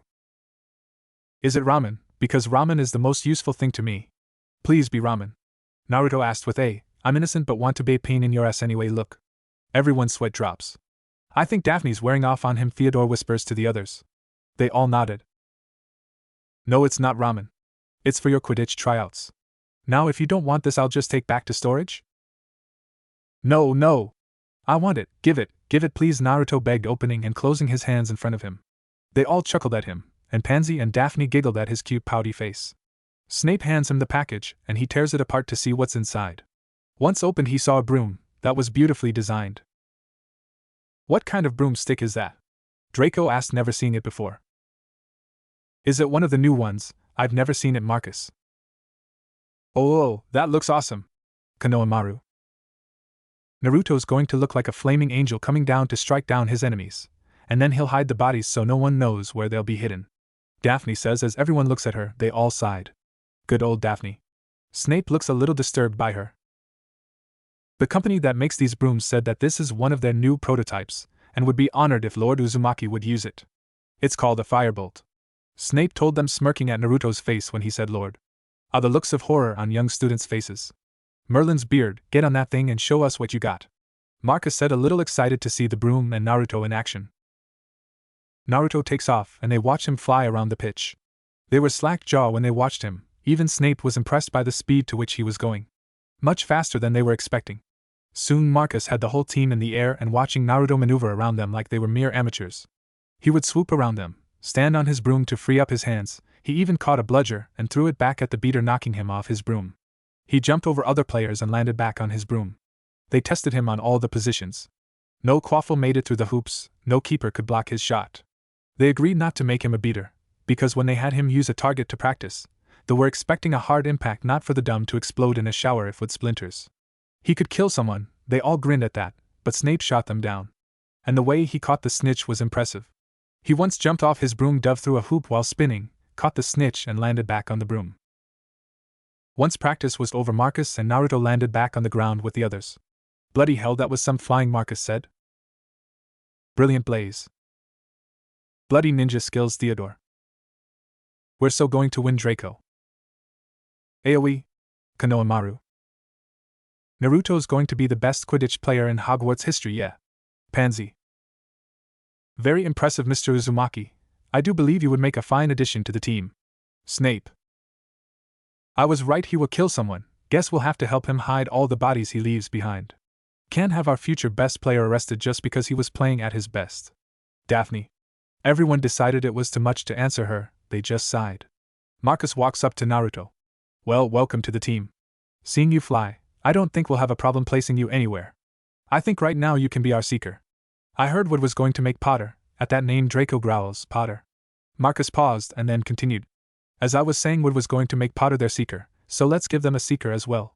He grins at them. By the way, that was some of the most brilliant flying I've seen ever. How'd you do all those maneuvers? I've never seen those done before. Naruto and everyone looks at him, and Naruto answers with his favorite answer. Ninja.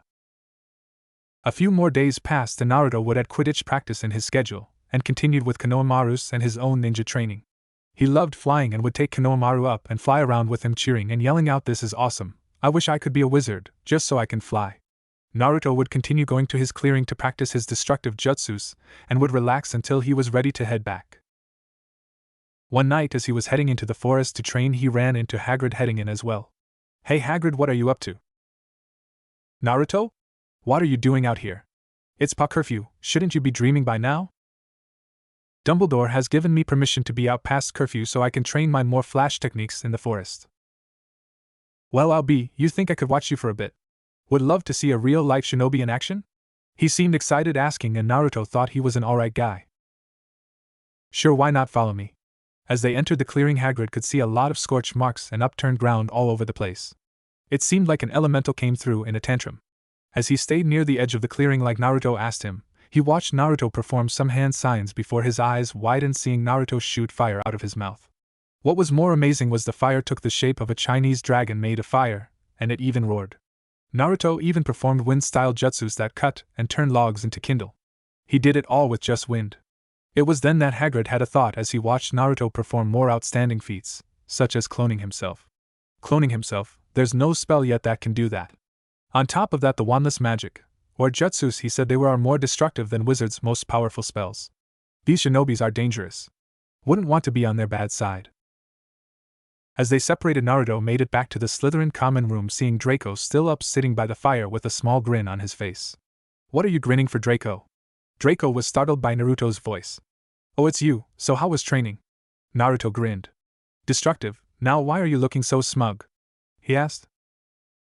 "Will, I challenged Potter to a duel at midnight, and that Weasley is his second. But since it's past curfew, I guess I can't go. Hope Potter shows up still. Filch is supposed to be searching around the trophy room this evening." "So you plan for Harry and Ron to get caught?" "Yeah." "Well, there's about 5 minutes left, we'll make it." "What?" The last thing Draco thought when he heard Naruto stretch his duct tape was, "Oh shit." Trophy room. Harry, Ron, Hermione, and Neville? Made it to the trophy room with a minute and no Draco anywhere. "That block isn't here.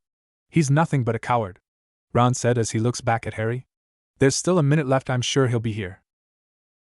"Look, Harry, Draco tricked you, he isn't coming, now let's head back," Hermione said, trying to get them back to the common room. "Well then I guess we came here for nothing, HMMHMH. Oh, quiet, Draco, now that we're here, why did you guys agree to a duel?" a voice asked, startling everyone. Neville let out a yelp and they all saw Naruto coming out of the shadows carrying Draco wrapped in duct tape. "How, wicked, how'd you do that, mate?" Ron asked, excited to know, and smiled wider seeing Draco tied up. "Ninja." Hermione just slaps her face in aggravation to Naruto's answer. He unties Draco and stands back. "So since you guys are having a duel, what are you two doing here?" he asked Hermione and Neville. "I am trying to get these two nitwits back to our dorm. And the portrait that guards our dorm is gone," she huffs. "I forgot the password and couldn't get back in," Neville said, feeling like a fool. Naruto chuckled and then turned to Harry and Draco, who were glaring at each other. "Well, since we're here, you two ready?" "I'll ref," he told them as they took a few steps back from each other. Just as Naruto was about to start their match, they all heard a meow coming from the corridor. "Oh no, it's Filch's cat, Mrs. Norris," Hermione said. Naruto starts snorting in laughter. "Ha ha ha, who the fuck names their cat Mrs. Norris, haha." We need to leave now, Draco said as they all ran away towards the stairs. They were climbing a set when it changed direction to another corridor. We don't have time, let's go, Hermione ordered and took the lead. Naruto noticed that they were in the third corridor and was about to speak up when Peeves comes out of the wall and spots them. Naruto yelped and climbed on Draco's back.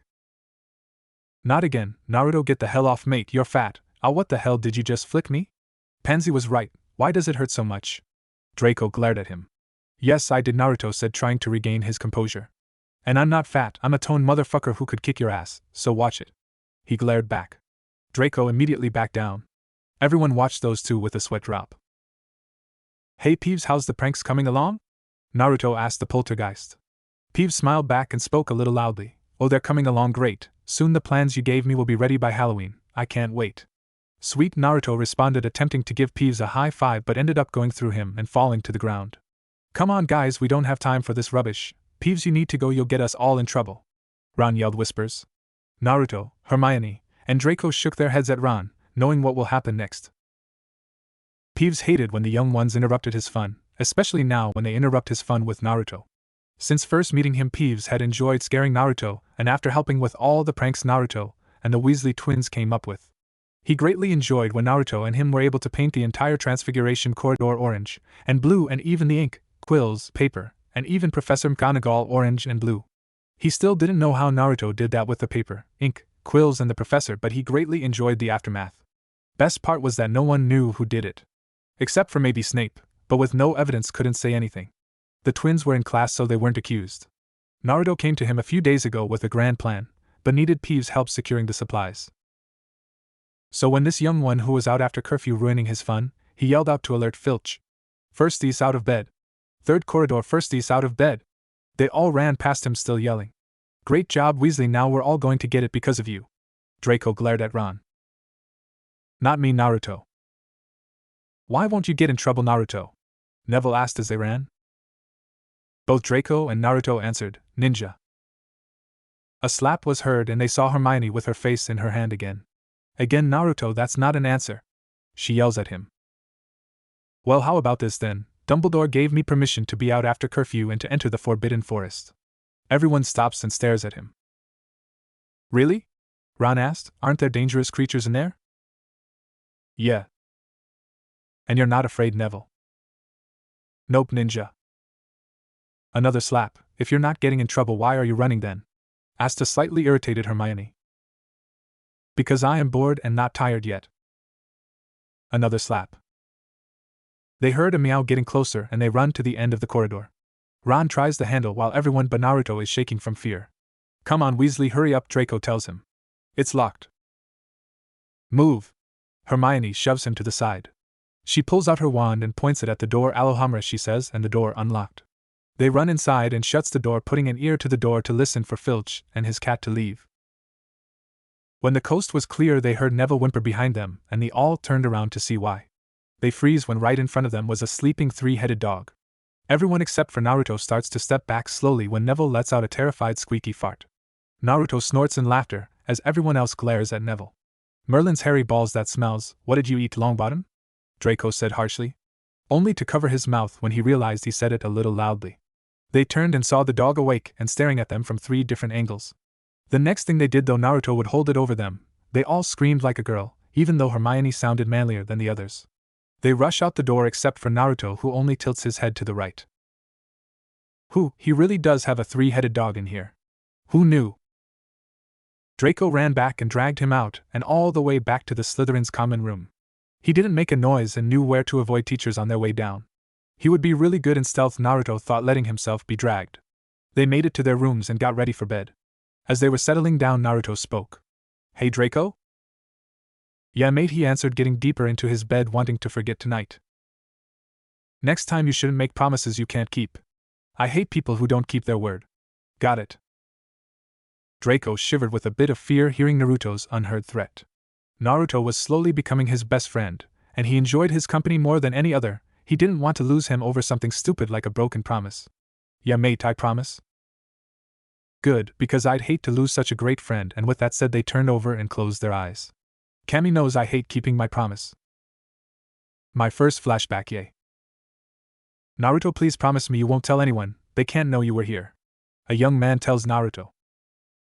But Naruto couldn't finish as tears ran down his face. Do not worry, just grow up and be your very best. This is one thing you can't tell anyone or they would kill you, you know the villagers would not hesitate. Promise me, Naruto, that this remains a secret no matter what, even from the Hokage. I promise, a 7-year-old Naruto said, bowing his head as tears flowed. The man walked away from him, and Naruto? Yes. One day I know you'll be the greatest there ever was, even greater than all the Hokages. Till then, get stronger and find people to cherish. I sniff, I will, a promise of a lifetime, Naruto said, putting up a smile even though he didn't feel like it. What if Naruto is sorted into Slytherin, Harry Potter? And thanks for watching my video till the end.